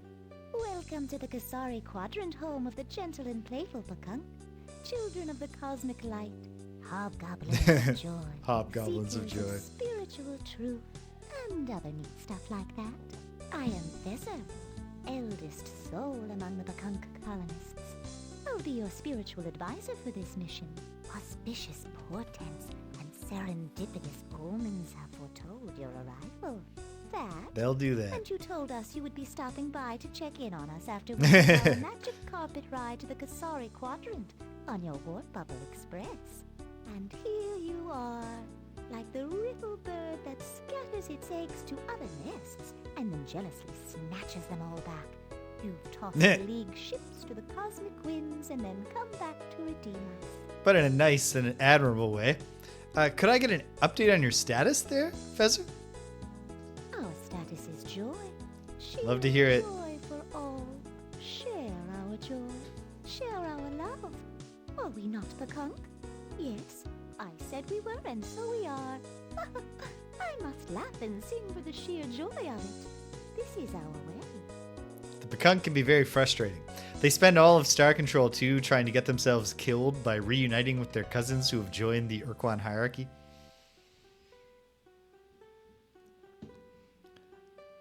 Yeah, that's wonderful.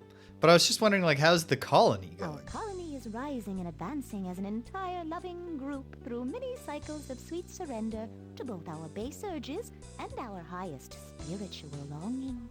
We dream Awesome. and trance together, that all our spirits may rise as one big soul with smooth edges and no lumps.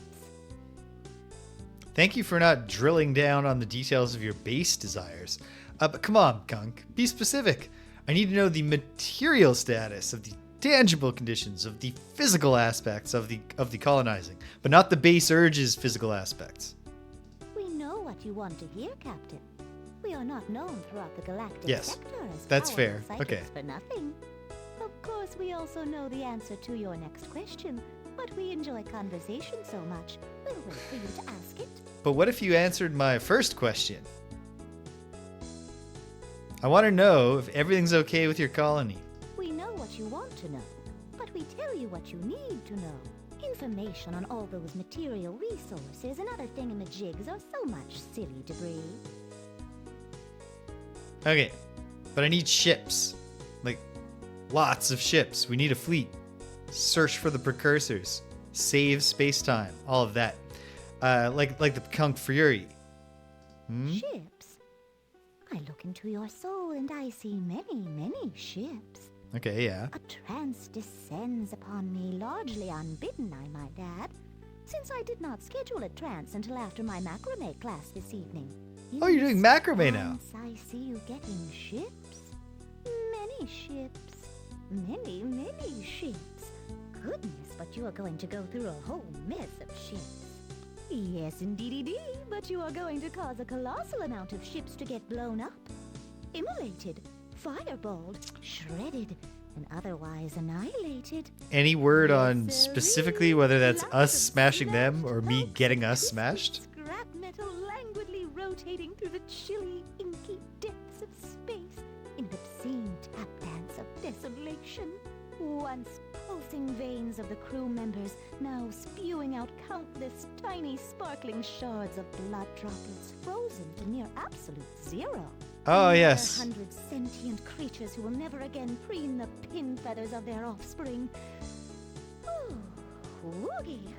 Where was I? Oh, yes. Certainly you may have our ships, since you are our friend. Not our just your friend, good friend. but your good friend. Take all the Pkunk Furies you want. We'll fill them with crew right away. Thanks. I think I'll load up on some of those Furies. Now let us discuss the mysteries of the universe. Oh, yes, I was please. just I was reflecting hoping upon we them could have this myself talk. During my midday grub break. The lush, huge fruit has a beautiful bloom, does it not? The invisible fairy spirits caper within its fronds and waggle their tongues in a saucy insouciance. Don't you adore the lush, huge fruit?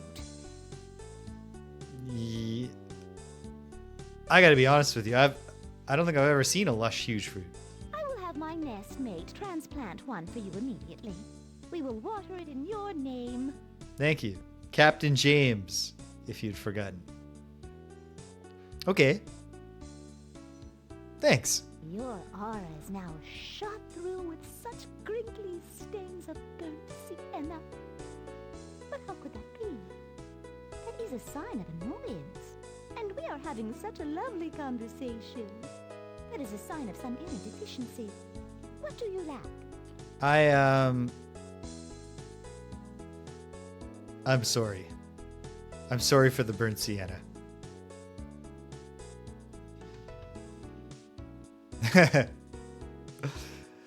The taxonomy of the lush fruits and the huge fruits is tricky. And hello, Bag of Magic Food. I would like to ask some questions. How may I enlighten you at this moment, Captain? I'm hoping, and I'm not sure, because Monday is Canadian Thanksgiving, and we are doing like Thanksgiving stuff, but I'm hopeful that I will have some time on Monday to finally play some more Lolo. We'll see. Okay. Have any of your psychic readings told you anything about the precursors? Any useful information? Although some believe that we Pkunk are the precursors, Nobody believes that. we shake our heads in that delightful way that makes our necks feel such a nice stretch and say, if we were the precursors, wouldn't we know about it? I think you would. Though perhaps the Oh, precursors pardon me. were our spiritual forebears. We still feel the ripple of their greatness on the celestial winds.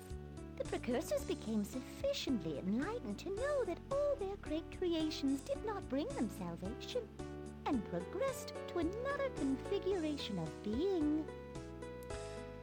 I think it would be the least interesting outcome for the precursors to just be the Arlu, although a lot of this does make it sound like the Arlu or the Arlulile. Yeah. Okay, well, hey.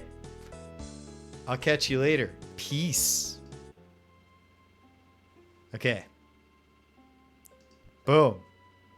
The Pkunk Furies. The gimmick of the Pkunk Fury ship, assuming it's still here in this game, and I assume it would be, is that when destroyed, they have like a coin flip's chance of just instantly resurrecting. It can be extremely helpful in combat. Well, let's take them for a spin. I'll see if the same... Wait for them to get close and then use the Pkunk short-range cannon to just take them down real quick.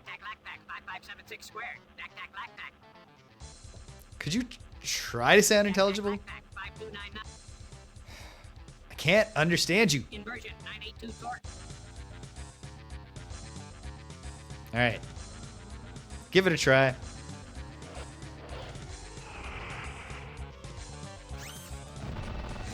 Oh. Didn't quite line that up properly. And then, oh, right. You got to manually recharge the weapon battery.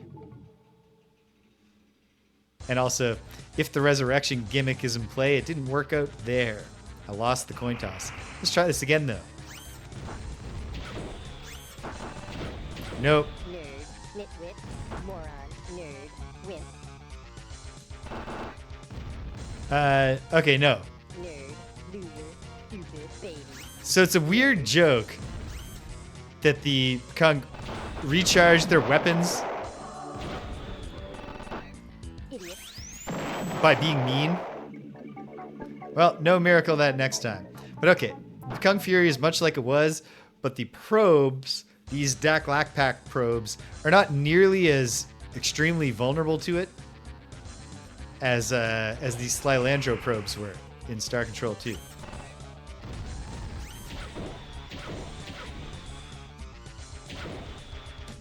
Man.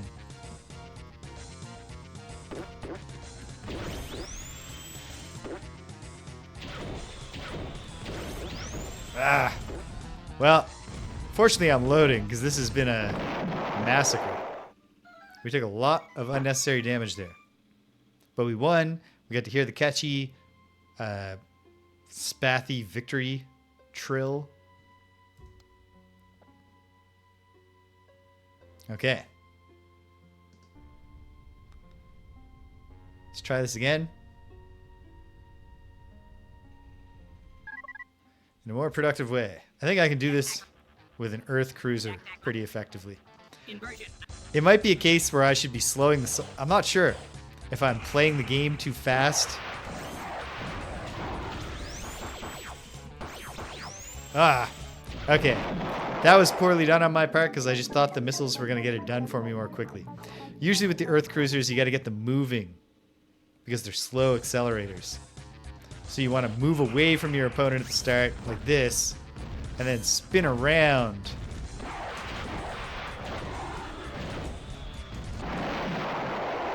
Like that. Okay.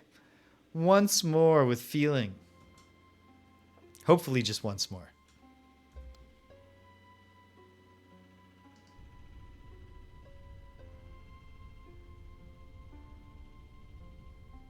What we want to start doing is getting these things defeated without taking much damage. Inversion.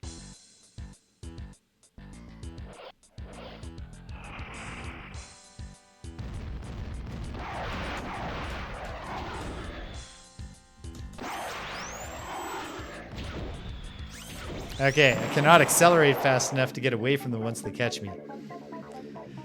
Jeez. Probably the eluder is my best bet.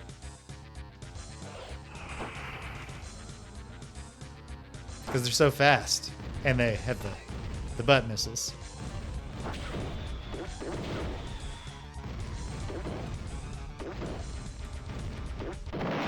That's oh, mutual kill. But that's the loop you want to get into. You're just cruising, they're following you at about the same speed, and you're just dropping butt torpedoes on them.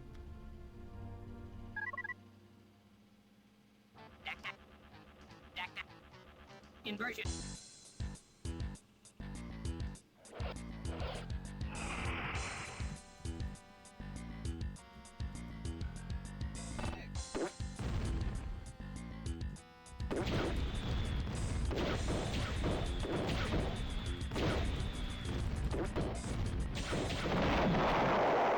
Alright. That didn't go great. I guess next time I won't use the one that's already down 20 crew members.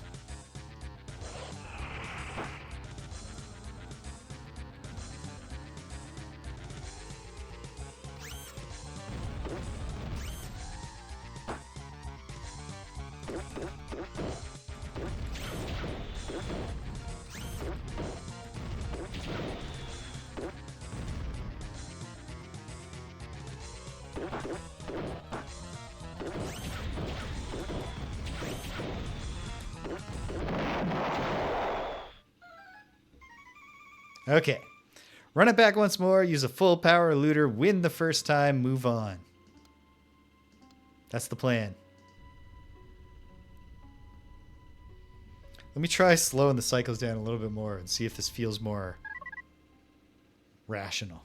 Lack-Pack 5576 squared. Lack-Pack. Inversion.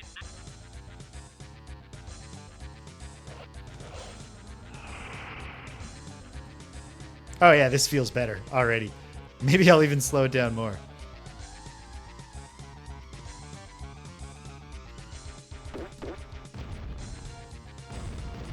Oh no, hitting the planet.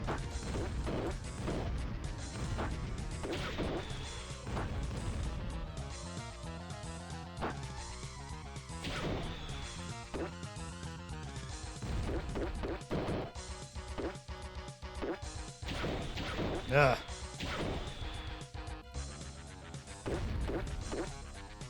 I am having a bit of trouble visually distinguishing space debris from the little dudes that are gonna...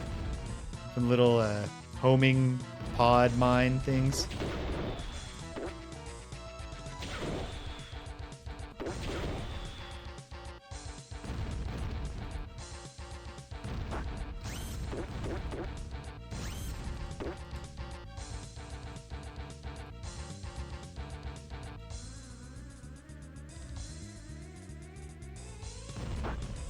Ah, yeah, just run into some asteroids, sucker.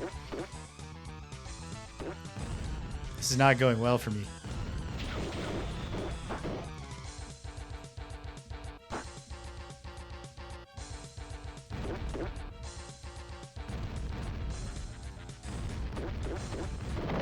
But we won. Ah, mutual kill. I really want to avoid losing ships before I understand how to make new ships. It's not great. That is not, in fairness, that's also a feature of Star Control 2.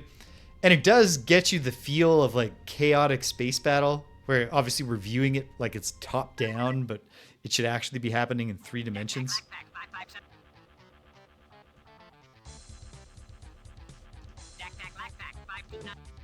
Inversion.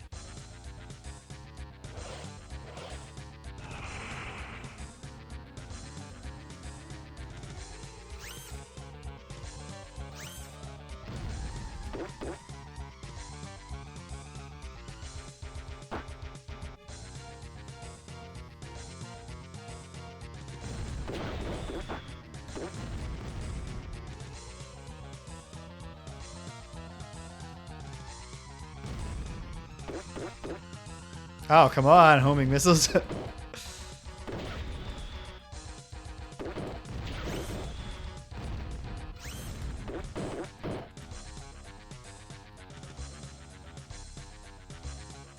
is actually going really well for once.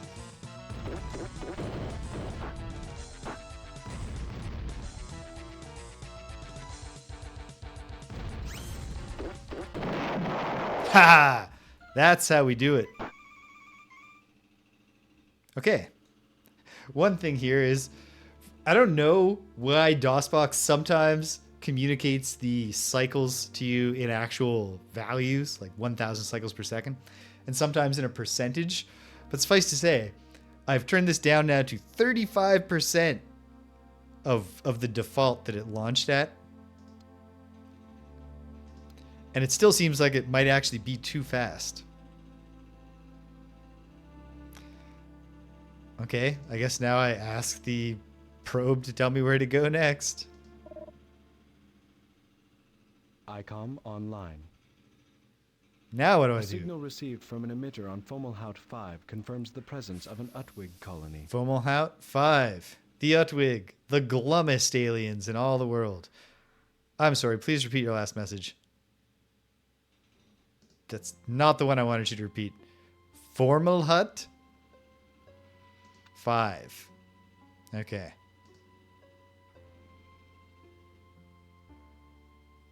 Not sure I've seen that name before.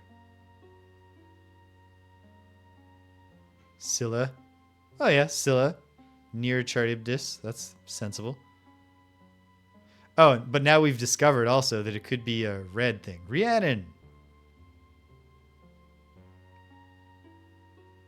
My personal favorite Fleetwood Mac song.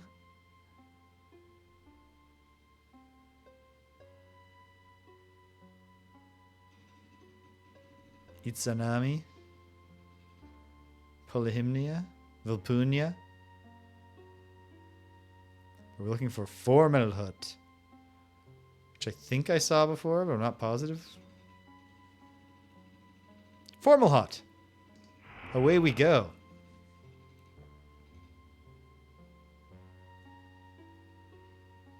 I'm not sure I even know what that is.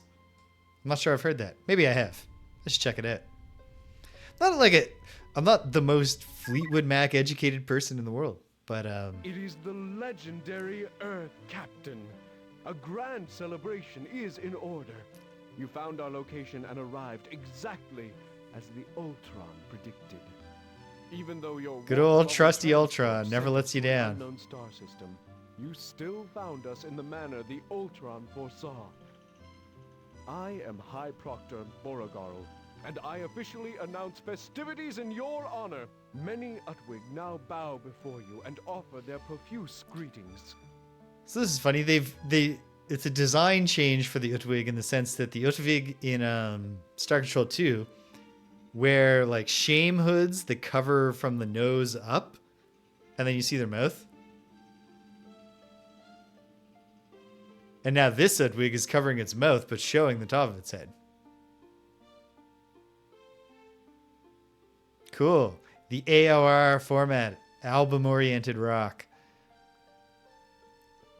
Yeah, so profuse greetings to you too. I would like an update on your status. This thing definitely, like, except for the sunken eyes, looks basically nothing like the Utwig from the first one. But partially that is because they've just changed their outfit. Our status is one of grim determination.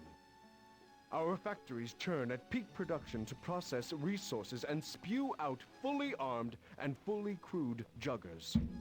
After all, you will note that we have donned the stern and steely mask of determined colonization in support of galactic integrity and stabilization. Acting on wisdom from the Ultron, we have steeled ourselves to continuously wear this mask, regardless of the dangers we face. Even if we feel an intense need for the mask of jubilation over the vaporization of a hated foe, or the veil of sorrow following the loss of countless of our dear brother and sister Utwig in battle, we will wear this mask, and only this mask, until our mission is complete. How may the Utwig assist the glorious captain? So, one thing that's a little different in the Utwig characterization so far, but it makes sense in a plot in the story, is that they were really, really glum all the time in Star Control 2, partially because they had broken the Ultron. The other part of their gimmick is consistent. They think some machine called the Ultron solves all their problems, even though it's actually a prank that was being pulled on them, or a scam run on them by the shitty dudes whose name I can't remember. So, I gotta quickly tell a story. The name of the Utwig ship has reminded me. My dad had purchased some baseball novel at some point in his life. Real, like, cheesy dime store stuff, not some great novel. When I was a kid, I found it over in storage, and I was looking at it. And in the first chapter, to get a sense of how hokey this book is, the female sports journalist romantic lead comes into the locker room to interview the baseball players, and they're like, "Oh, come on, you're not one of the guys. You shouldn't be in here. Why would we talk to a girl?" And then the main character, charmingly, is like, "Well, look at it. Like, you're here. We're all like naked. We're vulnerable in this position, and you're just standing there. Like, if you really want to be like integrated here, and we could talk to you, you should take your top off." She takes her top off. She strips down, and then she's holding her clipboard or something like that in a way to like conceal herself. And then the Yogi Berra-esque comedy sidekick character protests. He says, "That's no fair. She's hiding her juggers with that clipboard." And then the narration clarifies, he was always getting words mixed up and he was confusing jugs and knockers. I'm like 6-7 years old reading this. It's like, oh my goodness, this is terrible. This is trash. Anyway, at the end of the novel, he throws his final pitch. He's pushing himself to the limits. It hurts so much as he throws at the bottom of the ninth or whatever that he passes out. Anyway, the dude hit a big home run off it and he loses. That's everything I remember about some baseball novel. Tell me about the jugger. Like the Utwig species, the jugger is deceptively powerful. Though juggers look squat and ponderous, in truth, they are formidable weapons of war. Yes. Their miraculous shield can actually absorb power from enemy attacks. If you get the timing Once right. the enemy has expended its arsenal in a futile frenzy, the jugger is charged with energy and ready for a strafing run with its front-mounted cannons. So if anyone's unclear on the controls for the battles, one part I think is actually quite literally all the controls are just asteroids. There is, rotate left, rotate right, propulsion. So you do that with the arrow keys. And then in this game, it's control for the primary weapon you're shooting, and then alt for your secondary. Except unlike in asteroids, where if you're playing regular asteroids, your secondary is to teleport to a random spot on the screen. If you're playing the superior asteroids deluxe, it's a shield that you can put up for a limited amount of time. The secondary varies, and the primary actually varies from ship to ship. The Utwig have a shield. It's an absorptive shield. It's cool. Any revelations from the Ultron today? The Ultron tells me that you are destined to converge on the center of the galaxy and face the ultimate evil that is trying to eat all galactic sentience. Yeah. And then I stopped their evil plans. Yeah. I mean, I can see the future too. I know all about how I'm a hero. The Ultron says that you stop them through failure. What? Hold on. Well, that certainly seems cryptic, even to me. Wait, what's that, Ultron? Oh, I see. Now I understand. Oh, you don't so what does it stop mean? them through failure. You fail to stop them. Ha ha ha ha ha. What a How about silly that? Wild. misunderstanding. I see now. You will be unable to find a way to stop them, and they will greedily devour their unholy harvest while you watch. You know what? So glad I in both the original timeline I was born in, by it. and another timeline that I jumped into after some bad stuff happened in that first one. In both those timelines, I failed to stop the bad guys. All sentient life was destroyed. But listen, in timeline 3, the one we're in, I saved all sentient life, and maybe I'll do it again. Anyway, thanks for the vote of confidence. Anything else? The Ultron says that danger looms over the Supox expedition. Tragedy and dark places.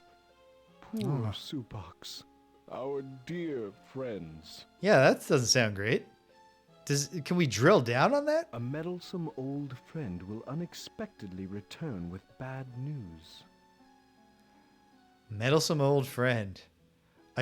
You gotta tell me, we surely destroyed the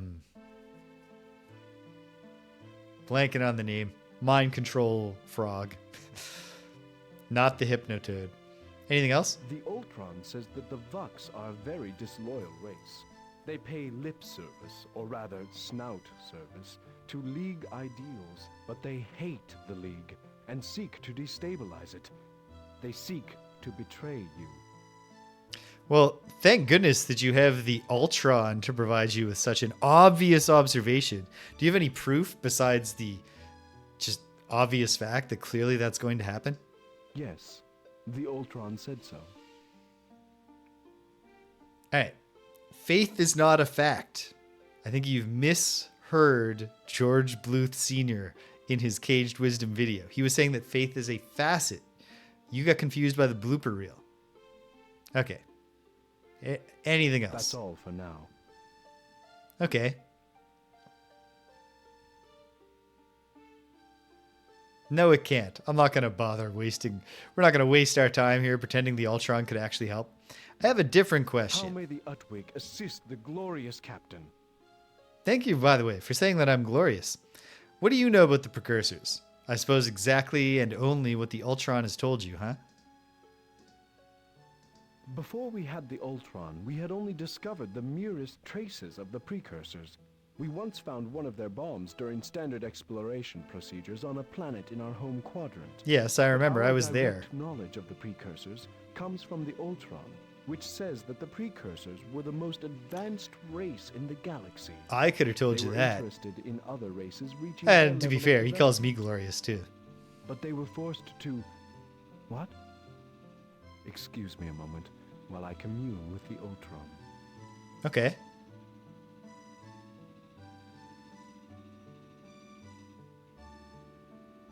Are you communing right now? Sir? I thought I could reveal that. Cud? I'm sorry, but the Ultron says you'll find out soon enough. Please, accept my humble apology for not continuing this explanation. Hey, as long as I'm going to find out. Well, keep up the good work. The Ultron's coruscations indicate that your future actions are laced with great potential. Proceed with our heartiest endorsement. But you said that the Ultron says I'm going to fail. Could you make up your mind here?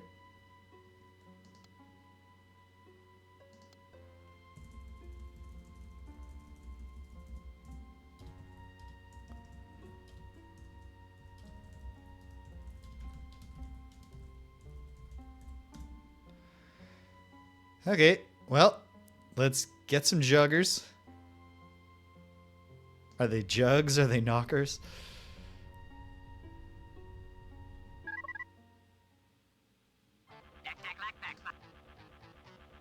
You're not sentient, are you? Oh, excuse me, gang. Danielle's calling.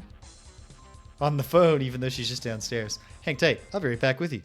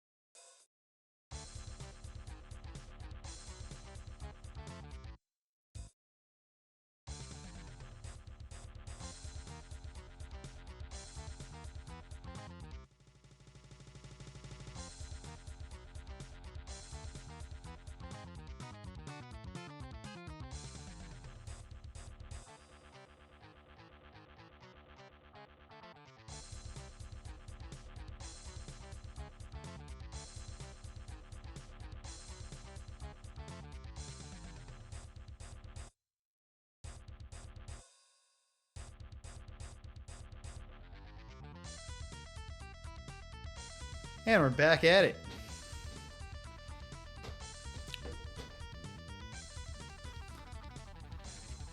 The music in this game is not nearly as good as Star Control 2's music, but I also like it. Inversion. Okay, well, let's see what we can do with the Jugger.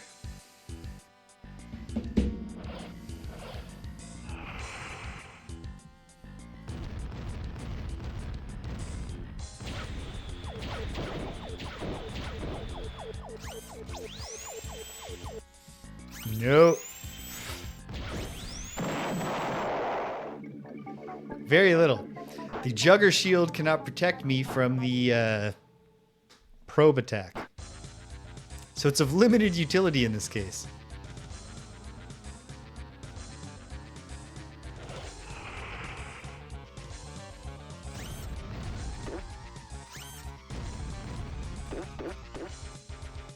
Ugh.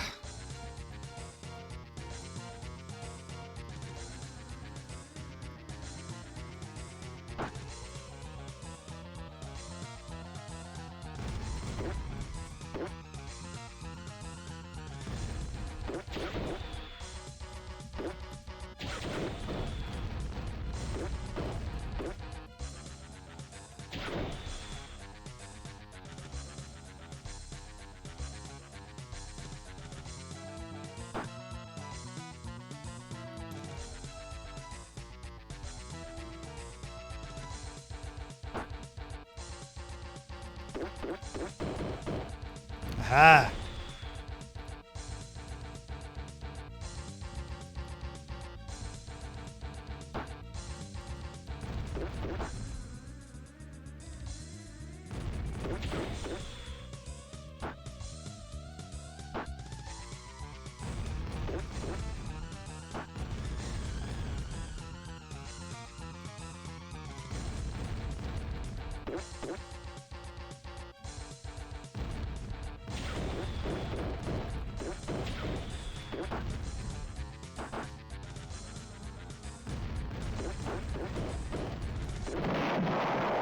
okay, didn't go great.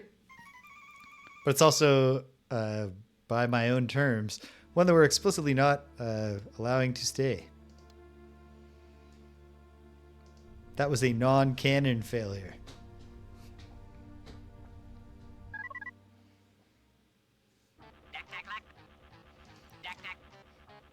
This might be a complete waste of time, I'm aware. There might be no obvious benefit to taking these probes out, or no obvious negative consequence to letting them exist. I'm not sure.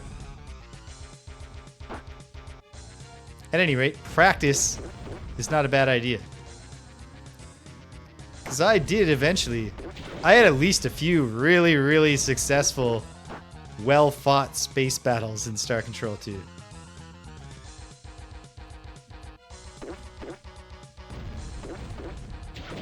Oh.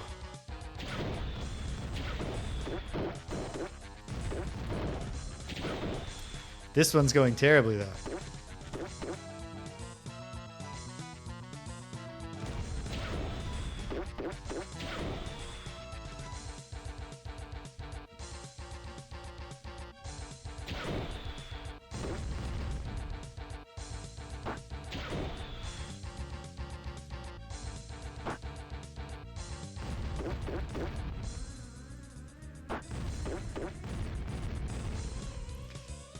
Shame the butt torpedoes don't have just a little bit more range on them.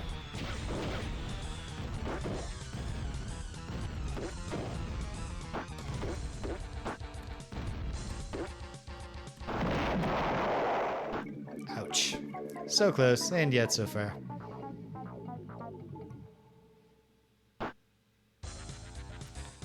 Well, for variety's sake,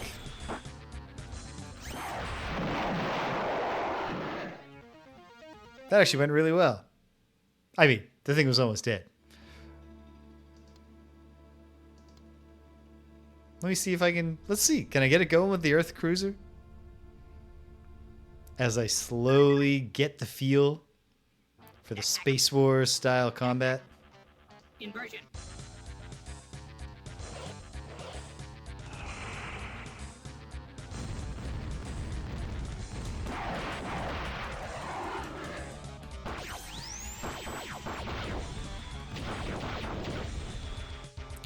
Well, that didn't go great, obviously.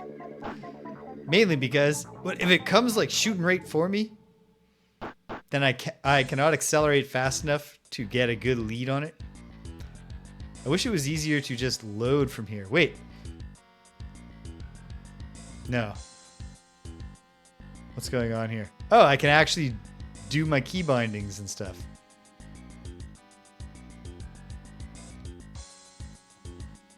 Would I do better at this if I were to... should I be trying a controller? I am a console gamer by trade.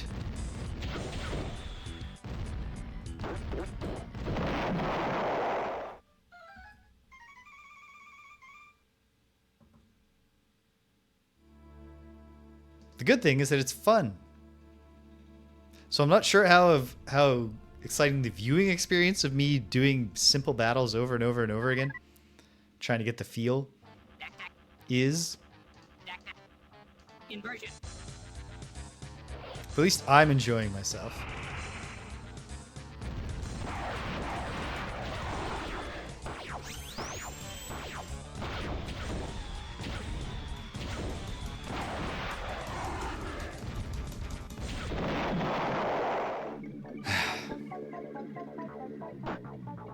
My battery was not recharging fast enough. I just needed one more missile to win that. As I will now demonstrate.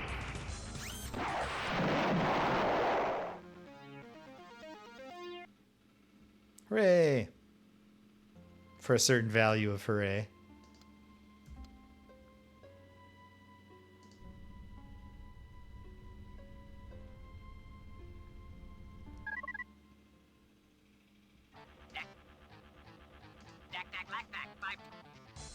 Inversion. You know what? No, okay. I should keep doing this. Get the feel for the cruiser. Accelerate, accelerate, accelerate, accelerate.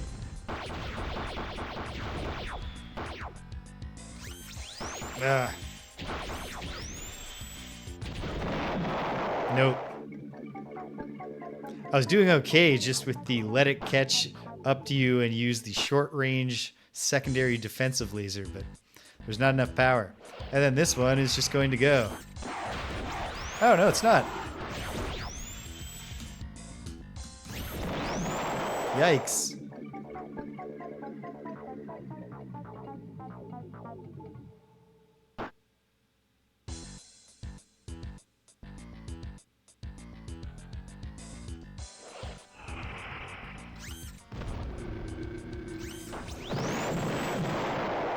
Well, at least we both died. Does it not know the other one died? Hooray, we win. Okay. Okay, come on. I'm going to get this done with not with no casualties. Because those numbers, like your ship's health is its crew.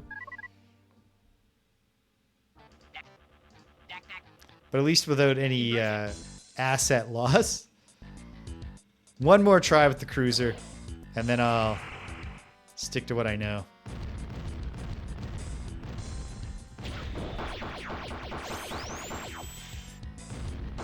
Oh.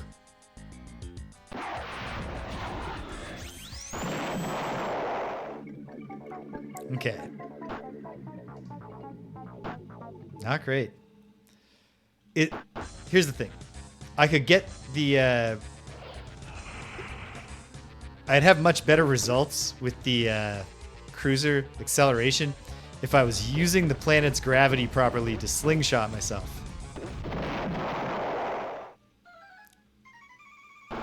Alright, let's just do it eluder style. I'm going to beat this thing with a single eluder, and we're going to move on to the next one in this sequence of reintroductions. Oh, whoops, I didn't get the ships. I didn't get the juggers. Oh, I can get them after.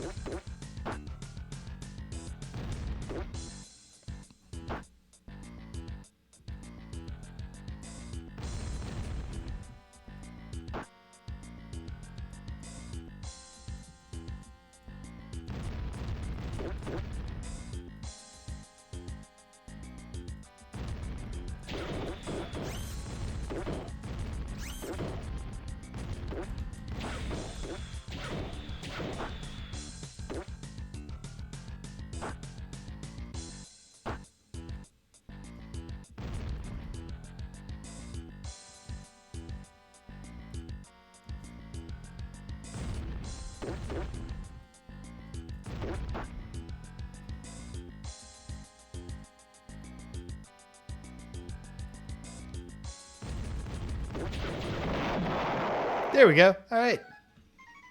Went okay. I'll take it.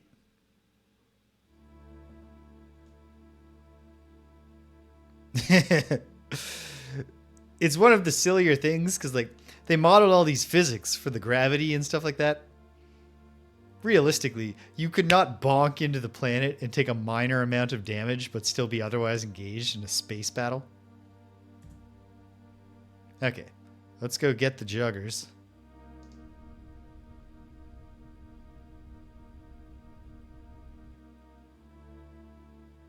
Very good.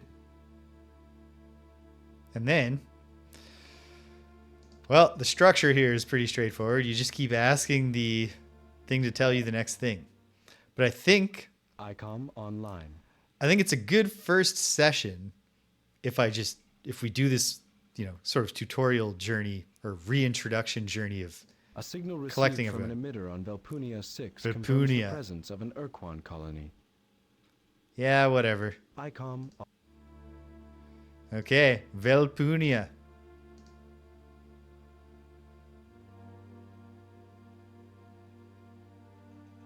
Terpsichore, Anshar, Sarasvati, Themis, Elioth, Rahu, Lachesis, Hathor, Horium. Try the greens first. Scylla, Izanagi, Clotho, whatever. Renmil, Shaula, Niobe, Cresa, Purim. Something is happening. Haven't found any evidence of the Supox, Khmer, the Ur-Quan, or the other thing? That's bullshit. This is the second time you've done this shit. Where I know you're lying to me. Where are you, Velpunia? Is there like a search option? Hold on.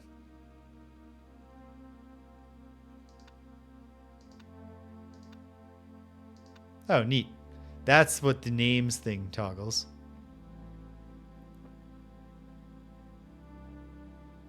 No. Okay. Juvenatus, Daphne, Apollon, Bluatis, Lakshmi, Slatia, Benton, Charybdis, Asalus, Cerberus, Itsunami, Polyhymnera, Adonis, Velpunia. Glad that I didn't just look at the green ones. Here we are. Okay. The Ur-Quan, the villains of Star Control 2 and of Star Control 1, are a very interesting character. I hope that they do them justice. They are an interesting character. You know what I'm getting at.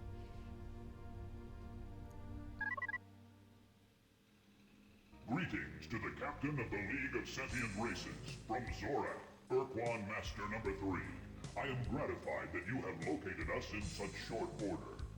Though we made our voyage to the Kasari Quadrant on the wings of a new and unproven technology, our faith in you never faltered.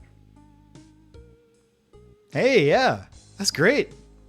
Can I get a status update, Zorath? We have begun colonizing with zeal, and Yeah. now our factories churn at full capacity to spawn our latest production model of the Dreadnought. That makes sense. Fusion plasma weapons are more powerful than ever, and the warriors who fly the autonomous fighter craft launched by the Dreadnought are ever ready to die in service to the League. Well, you know, that's what I want to hear. I want to be reassured of all of my subordinates' willingness to die. Glad to hear it. We will stock your precursor vessel with Ur-Quan dreadnoughts.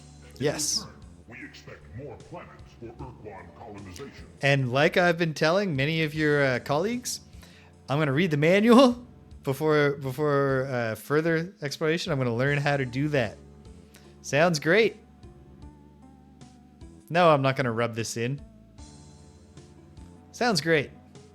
We recognize that we have much to prove to you, to atone for our all too recent and all too lengthy doctrinal wars, which you brought to an end when you defeated us and destroyed our precursor battleship, the Samatra.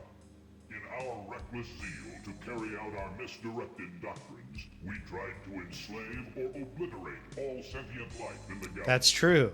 But now that is in the past, and we seek But they have to a... aid you in your quest for the precursor artifacts that will stabilize the fabric of the space-time continuum. They have a not exculpatory motivation for having wanted to enslave or destroy all sentient life in the galaxy, but they do have, like, you understand how their trauma led them to it. Here's the basic thrust of it. The Ur-Quan, long ago, they have a problem. The thought waves of other sentient beings drive them mad and activate their predator instinct. So when they became a spacefaring race, they couldn't make any friends. But then they met a single type of alien that did not emit the type of brainwave that sets off the predator instinct, and so they made a friend, and it was great. And then the mind control toads, who have an actual name I can't remember, came along, psychically enslaved them, forced them to obliterate all of their friends, and then used them as weapons to conquer the known galaxy. Use them as slaves, as objects. The Ur-Quan discovered that they were briefly freed from the mind control whenever they experienced pain. And so, one intrepid Ur-Quan, I assume, just kept hurting itself long enough to invent a device called the excruciator. If an Ur-Quan is wearing an excruciator, they are just basically, it's like if you tapped into the pain center of your brain and just turned it up to 10 the whole time. So by putting themselves in endless constant pain, they freed themselves from mind control, and they turned on their enemies and they obliterated them. Except for one. But they thought they'd obliterated them all. At this point, they thought, you know what? We can't let that happen again. So we better just enslave or obliterate all sentient life in the galaxy. The Ur-Quan divided into two factions. The Green Ur-Quan, whose faction name escapes me, but if Juffawet's still here, I bet he knows. And the Kor-Ah, the Black Ur-Quan. The Green Ur-Quan believed that the answer to the problem was to enslave all sentient life in the galaxy. So they are the ones who were either forcing you to join the Ur-Quan hierarchy or putting your planet under a slave shield so that you were contained and they didn't have to worry about you anymore. They'd come by and like feed you and stuff like you were a fish, shake some flakes in. The Kor-Ah believed, no, we gotta cut this problem off at the source by exterminating all life. They fought a great war, the doctrinal wars against each other. That's what you do in Star Control 2, is you take advantage of the fact that the doctrinal war is ongoing to sneak in and destroy their Death Star-like battleship, the Sa-Matra. That's the Ur-Quan, in a nutshell. Anyway, that's all in the past now. I guess we're all friends again.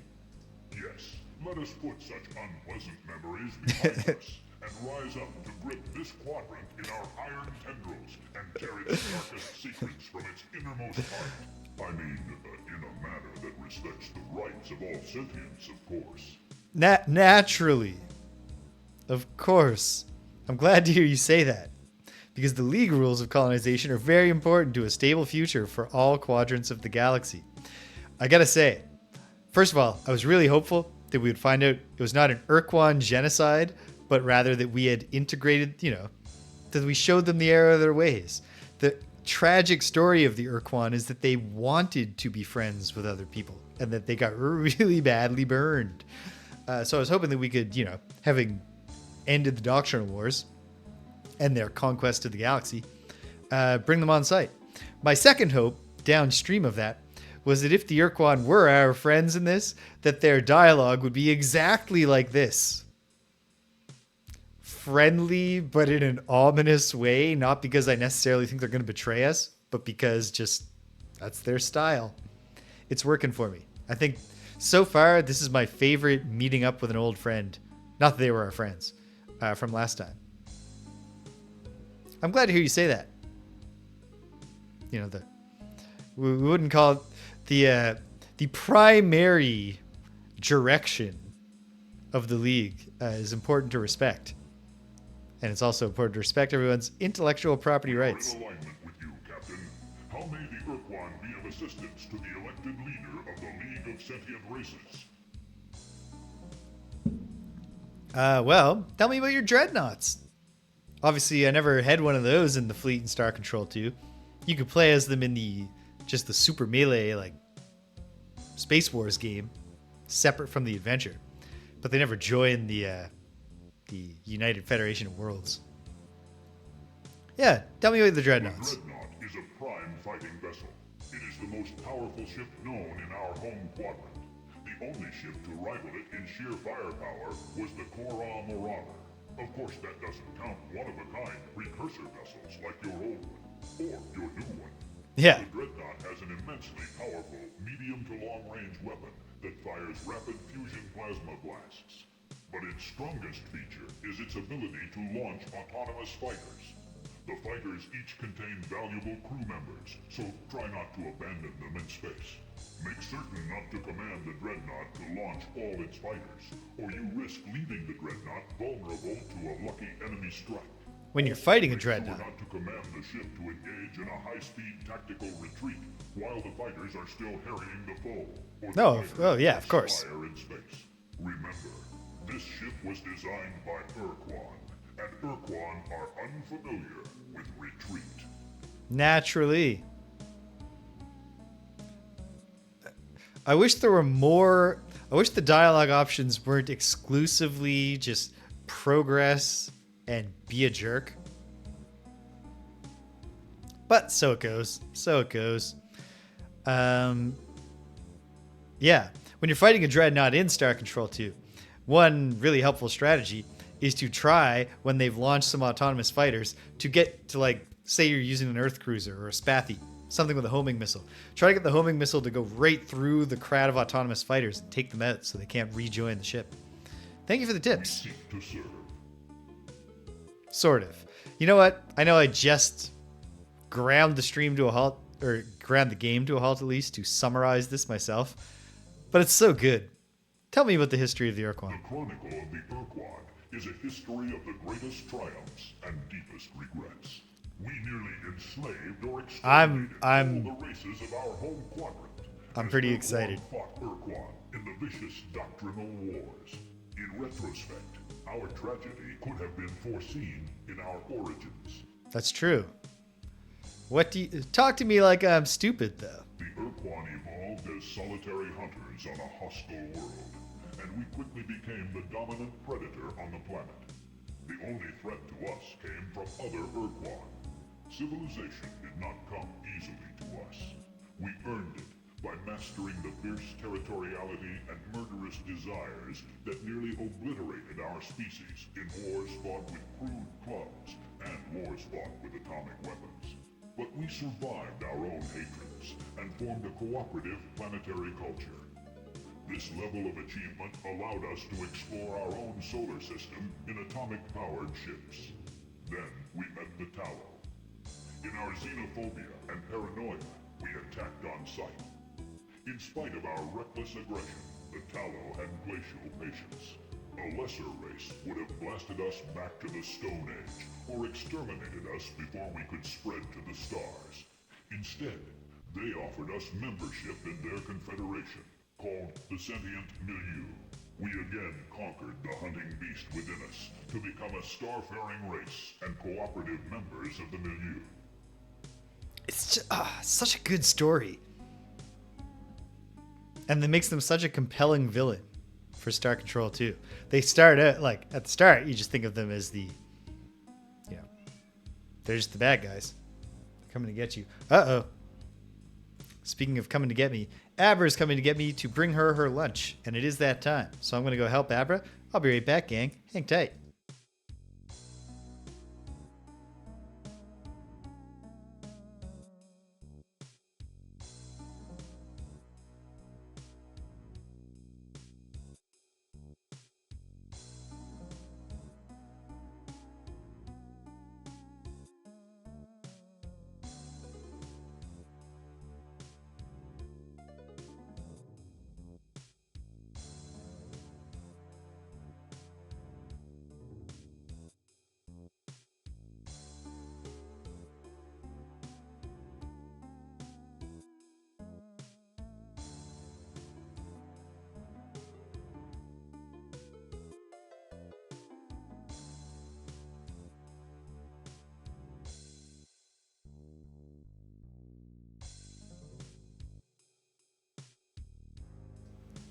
Yeah, on the note of getting excited for Children of Light,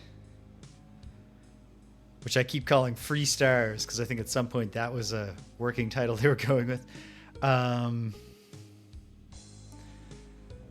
Yeah, I'm filled with hope and optimism for this game. I can't imagine the pressure everyone involved with the project feels. As I said to Pebby once, all you got to do here is create a game that both takes the series forward in all the ways that we felt disappointed. I like that game except for the horrible dialogue, that Child of Light. Dialogue is atrocious. It's all written as poetry, but poetry... And I know it's because it was probably originally written in French, so this is on the localizers, not the creators.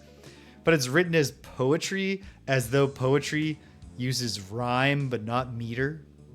Just to try, like, it'll be like one line is like 3 words, and then the next line is like a 3-line sentence. but they both end with words that rhyme, so you're supposed to think it's like poetry. Awful stuff.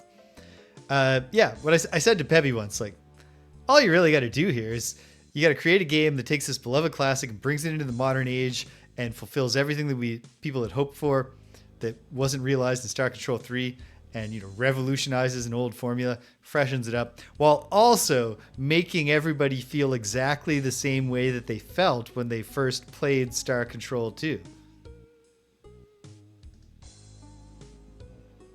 The dialogue must create exciting new characters, tell a new story, and it also must, or else we will all hate it, just feel like Star Control 2 again.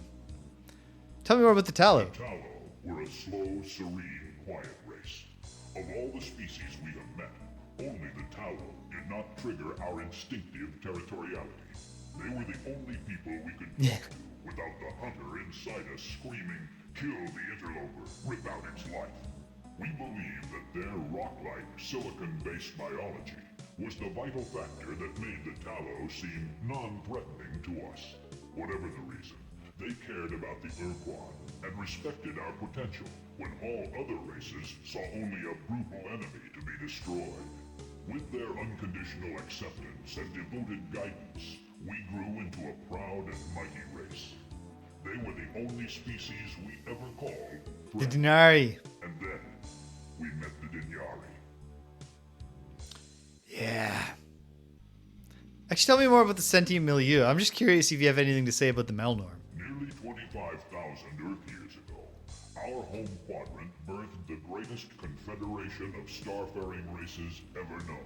Except for the League. The sentient milieu existed Right. to provide a safe haven for emerging sentient species. It governed itself with an enlightened respect for all species, much like your... The Melnorm were called the Male Num back then. The 6 founding races were the Tallow, the Draw, the Fads, the Male-Nu, the Yuli, and the Yuptar. They even found a place for the Ur-Quan, who could not tolerate the presence of other sentient beings. The Tallow championed our membership and ameliorated the trouble we caused. We became scouts and solitary explorers for the milieu. We proved our worth over and over again, defending the milieu from slavers and dictators. We are excellent fighters because we do not fear death. We know that if we do our duty, in our next life, we will be reborn as another Ur-Quan. Our association with the Tallow and the milieu lasted for 3,000 years. 3,000 of the brightest years in the painful and tormented history of the Ur-Quan.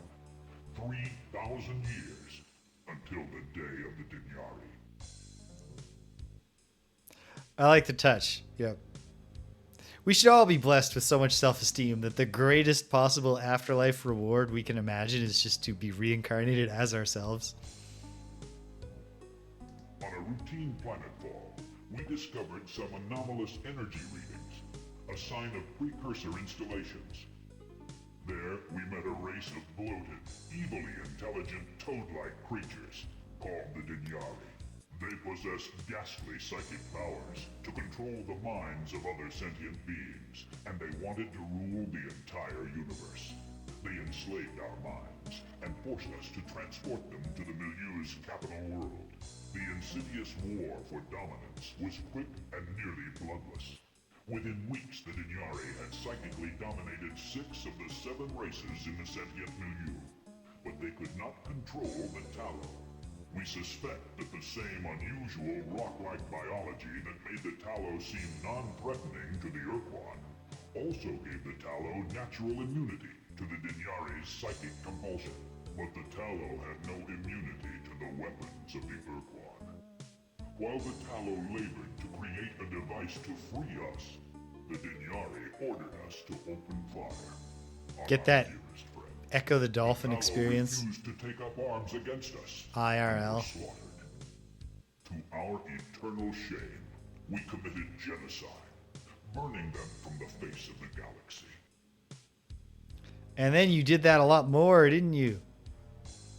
But what happened next? For thousands of years, we were unthinking slaves to the Dinyari, carrying out their every depraved command. Like the 5 other surviving races of the old milieu, we had no choice but to obey.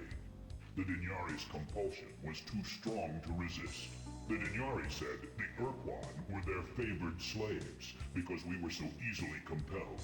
But we prefer to think that we were simply the most mentally sensitive. We were That's forced to kind of just the destroy same those thing. races which did not serve with the efficiency and speed demanded by the Dinyari. They decided that the Yuli and the Draw were inferior. They instructed us to incinerate their worlds, and we did. The once great sentient milieu degenerated into nothing more than a great galactic prison camp.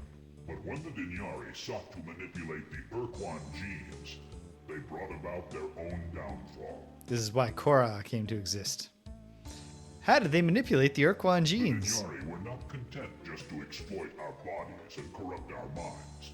They blasphemously defiled the very soul of our race by toying with the priceless genetic codes that created us.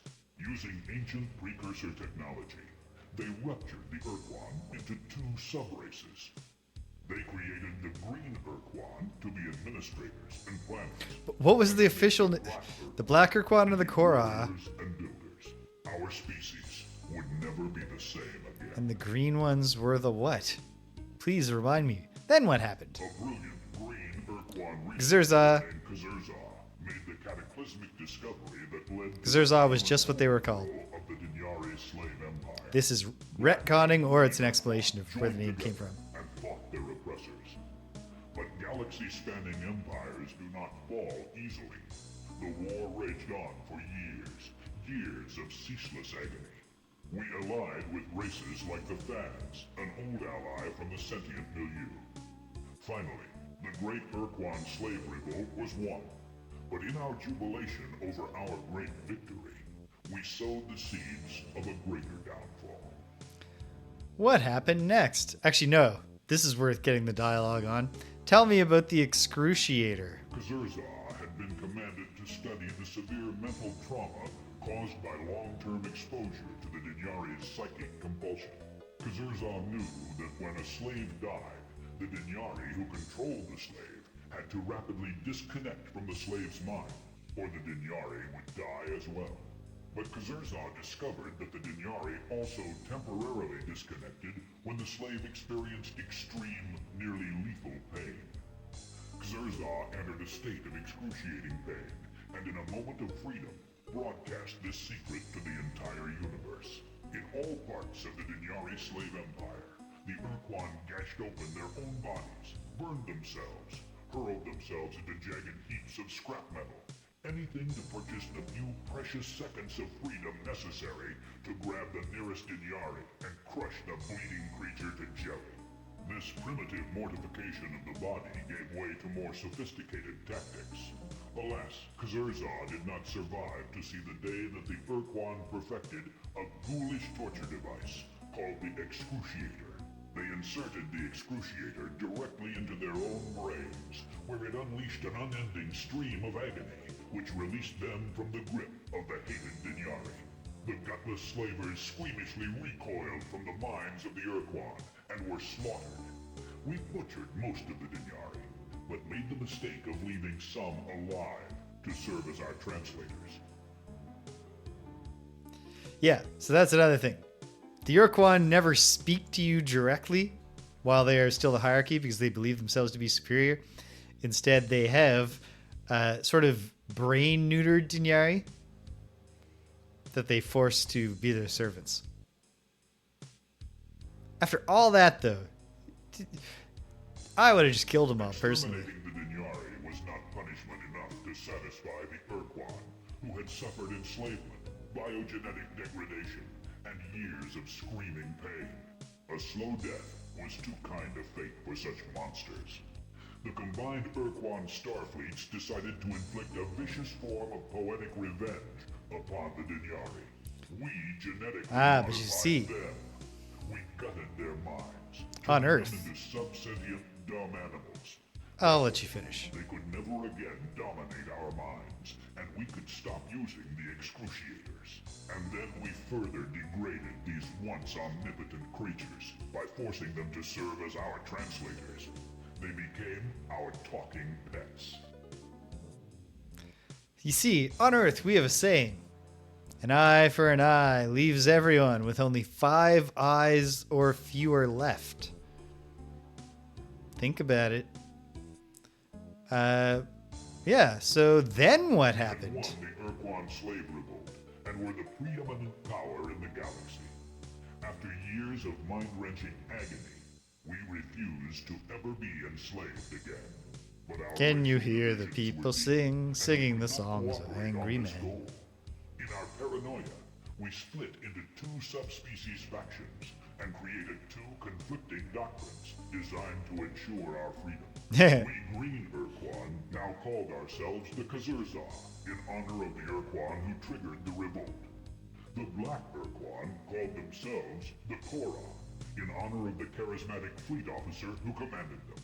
Neither faction would embrace the doctrine of the other faction, and so we fought another long and bloody war, this time against each other.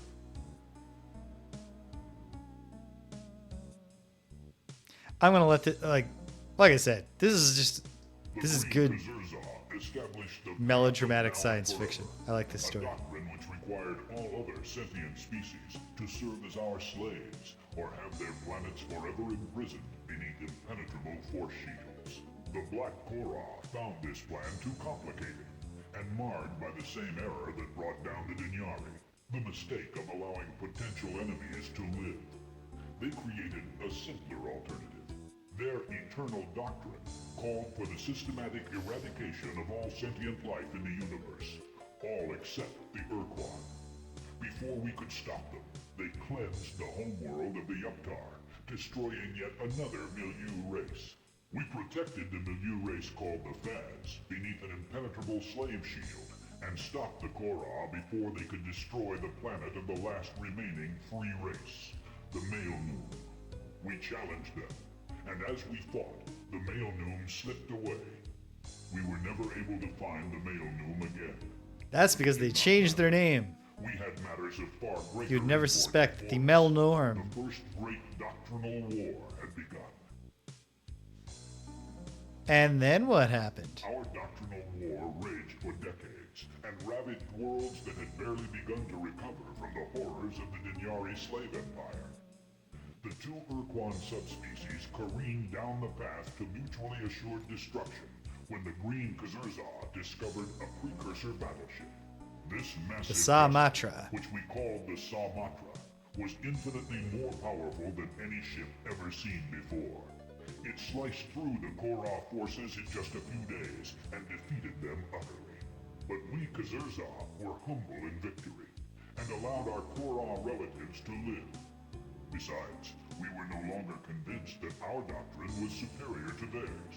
We decided to put both doctrines to the test in opposite halves of the galaxy and determine which was superior. We exiled the tattered Korra fleet to travel in a direction that went against the spin of the galaxy, while we traveled in the other direction. When the Ur-Quan would meet again, we would fight in ritual combat. The superior doctrine would prevail, and that faction would control the precursor battleship. If the Eternal Doctrine proved strong enough to let the Korra rebuild their shattered strength and actually defeat us, we would stand aside and let Which them they build do their if you sentient don't being beat in the galaxy. game quickly enough in Star Control 2. I am sure they're almost done, so I'm not cutting them off. Then what happened? Millennia later, the 2 Ur-Quan factions met in a large area centered near the Craterus constellation to fight the second and final doctrinal war. The Korra were armed with the resources of the many races they had exterminated. The Successor were aided by 8 great races arranged in a rigid hierarchy, which we called the Hierarchy of Battle Thralls. Our war was going splendidly until you appeared on the scene. No, that's not true. Because again, if you don't intervene to stop the war, the ending of Star Control 2 is that the Korra win the doctrinal war, and then you watch them as they move around on the star map, and gradually all the other folks on the star map disappear. Then what happened? We imprisoned many worlds to save them from the horrors of the Eternal Doctrine. One of these worlds was your planet, Earth. We did not know that a colony of Earthlings had left the planet and crash-landed on Unzerbolt, an undiscovered precursor planet. Evidently, you were born there, grew up with precursor artifacts for play toys. That's true. And found you had an affinity for the powerful devices. I've always depended on strangers to remind me about my childhood. Power to unify many enslaved and shattered races into a formidable alliance. You were able to find the one remaining sentient Dinyari that still had its compulsion powers, as well as a hatred for the Ur-Quan. And you found the mind shield that the Tallow had built to save us from the Dinyari. You cleverly employed all these things to approach and blow up the Ur-Quan Samatra battleship. It was pretty clever. The Kazurza and the Korra were crushed, and neither doctrine prevailed. It was as if the Tallow had reached across the eons to smite the Ur-Quan, their genocidal proteges. Yeah. That's one way to look at it. That's actually that's a compelling story thread to justify. Why did the bad guys, you beat them so then they just join you? No, this is clever. I guess it's going to be non-canon next year, but that's thoughtful. The remaining Korra refused to surrender. They were taken into custody by your alliance and remanded to our care. The remaining Kazurza surrendered, realizing that neither doctrine was correct. All Ur-Quan gave up our reliance on the Dinyari to translate for us, and now speak directly. You did not destroy either faction of Ur-Quan, and representatives of Green Ur-Quan came along on the expedition to demonstrate our new status as functioning members of the League. Even though there are Korra observers, I'm really, really happy about what they've done with this part, at least. To the Kasari Quadrant. Daily contact with the Korra reminds us of the great punishment we must bear. What punishment is that? The natural genetic division of green and black Ur-Quan remains to this day, causing no end of sorrow and distress for us. We feel palpable pain to look upon an opposing member of our divided species. Our race will never be whole again, and there may be no hope for the two factions but to partition our species forever. Or maybe we can find an even better solution than apartheid. You ready to get to work? Yes. All right. Nothing further at this time. Please carry on, Ur-Quan Lord Zorath. May your mission meet with the greatest success. That's the kind of success I'm hoping it'll have.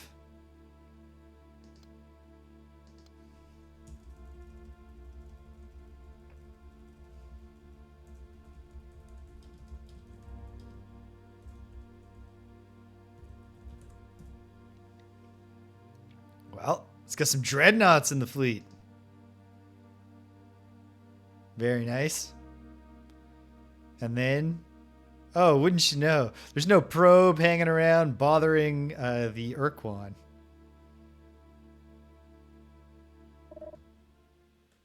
Oh, something's happening. A distress call from the Mycon on Janus 8. Makes sense that the Ur-Quan are the last. Well, geez.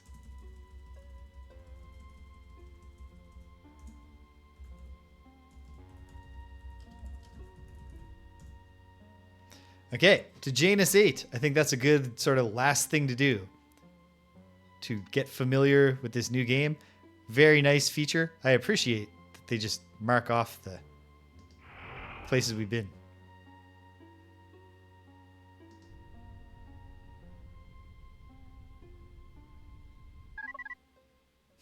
Screw long-range communications. None steal resources from the womb of the deep, children. The non must become void. All right, hold on. Let's back up a bit. Who is stealing what? Juffawup is all, but they are not part of Juffawup. They must be removed. You can see how there's some real serious fundamental problem with the idea of bringing the Mycon on board. I feel more confident about having the Ur-Quan on our team than I felt right from the start because of the thing that I said. The Ur-Quan, they're horrifying to look at and they've done terrible things. But they are obviously much more like us than the Mycon, who are truly alien. So, all right. Okay. This is really interesting. I'm on the case. Whatever that is. We are the Mycon. We respond. Yes. Well, keep up the good work, Mycon. Bye. The deep children, spears of light in the darkness. Of course. Their discarded husks speak of joy to come. I agree. To an extent. All right. Well, I was kind of expecting something more to happen. Do we skip from... Oh, no, because I've just been keeping the 17. I'll just do a new save file. Okay.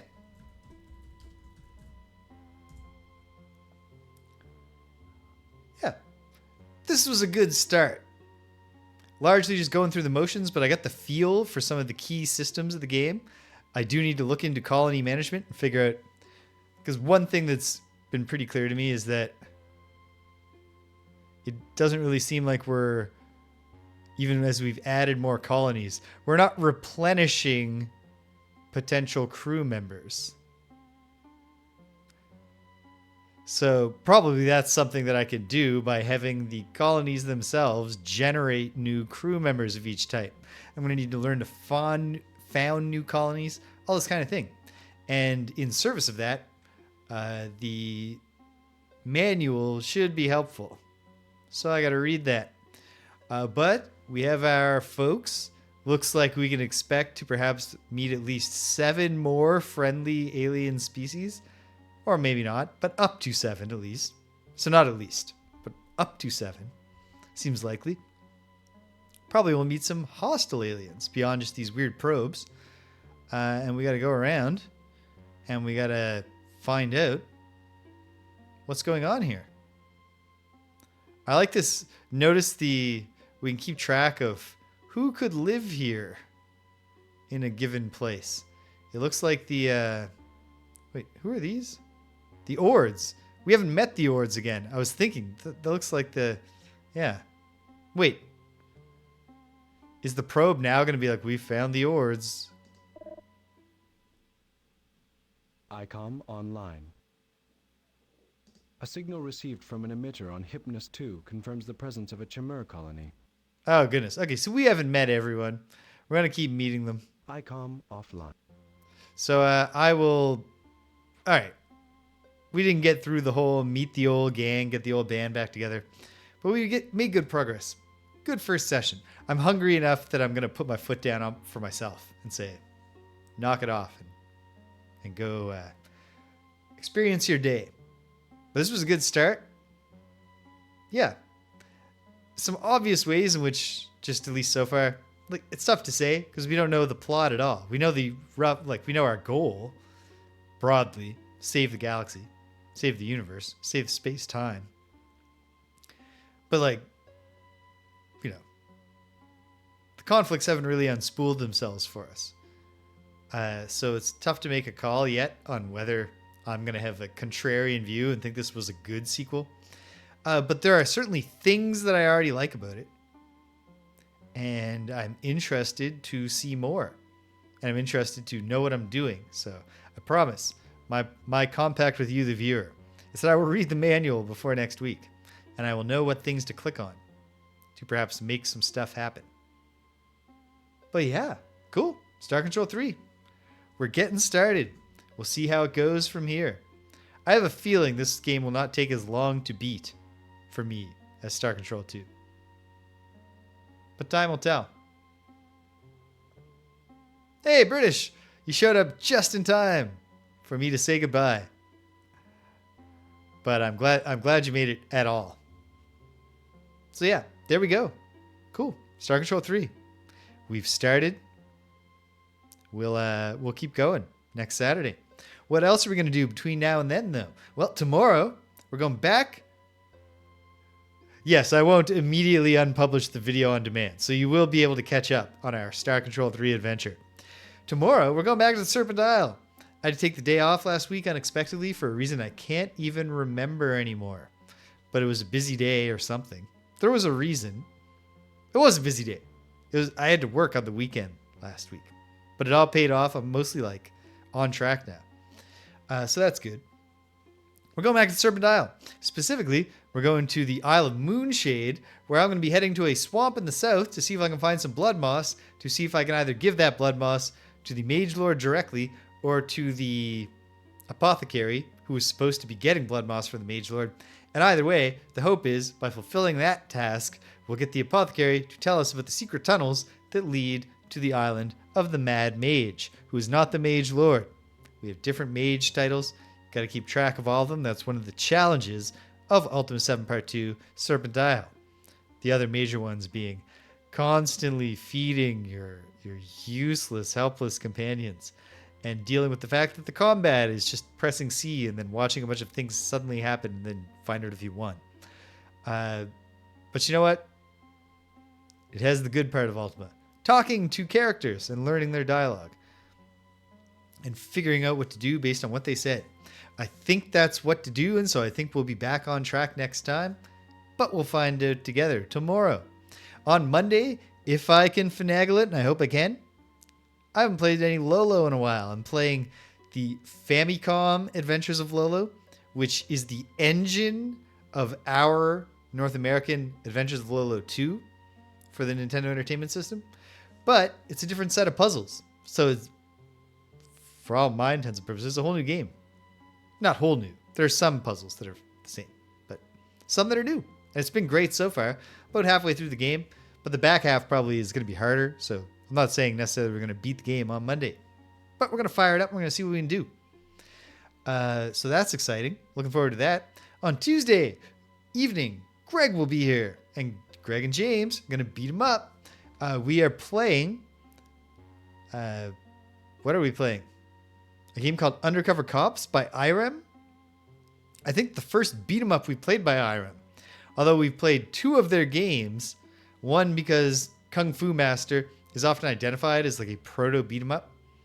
And then Vigilante, the spiritual sequel to Kung Fu Master, was misclassified as a beat 'em up on Moby Games. So we played it, rejected it, but it was all right. It's cool. But now IREM is making an actual beat 'em up, it seems. What's it going to be like? Quite possibly pretty generic. That can happen with beat 'em ups, but maybe it'd be cool. Who knows? There's only one way to find out. You got to play the game. And then I thought we were going to be playing an arcade game called Sonic Blast Man, but it turns out Taito's Sonic Blast Man is not a 1992 arcade game. It's a 1990 arcade game, and it's not a beat 'em up. It's a game where there were boxing gloves chained to the arcade cabinet, and you would put them on, and you would punch a panel, and then it would measure the strength of your punches. It's like a strength tester game. It's not a beat 'em up at all. But in 1992, Taito made a Super Nintendo adaptation of Sonic Blast Man, and I guess they did, there's no business case for trying to make a punch tester peripheral for the Super Famicom, so they turned it into a beat 'em up. We're gonna check that out on Tuesday in a little show we like to call Greg and James Beat 'em Up. On Friday Night Frosthaven, not playing the Elemental Cores scenario. We'll be doing an outpost phase, so that's exciting. We haven't done not the Elemental Cores scenario for a long time, so we're looking forward to experiencing other parts of Frosthaven. And then before you know it, it'll be Saturday again, and we're going to be getting into the meat of this, as the plot of Star Control 3 presumably starts after we got to meet the Khmer. We'll probably have to re-meet the Ords. Apparently the Supocs are lost, so I don't think we're going to meet them as part of the reintroductions. I hope we didn't bring the devil dudes, the commerce devils, because those guys suck. Can't think of their name. There are others. I don't know. We're going to find out who came. And then we're going to start experiencing the quest. And we'll do some colony management. Even if it turns out that you can basically ignore the... it seems very possible. The colony management system will be the kind of thing where you set it up the first time for like the one strategy that makes sense and then never look at it again. But we'll have to do the one time anyway. So we'll find out what that's all about next week. And I'm looking forward to it. And I hope you are too. But hey, if you stuck around to the end, thanks for sticking around to the end. If you came and you left, you can't hear my voice. But I'm glad you stopped by anyway. So thanks for stopping by. And until the next time, when we're hopefully not just catching up with old friends, but meeting some new ones. And maybe even meeting some foes. Take care of yourselves. And be kind to everyone you meet.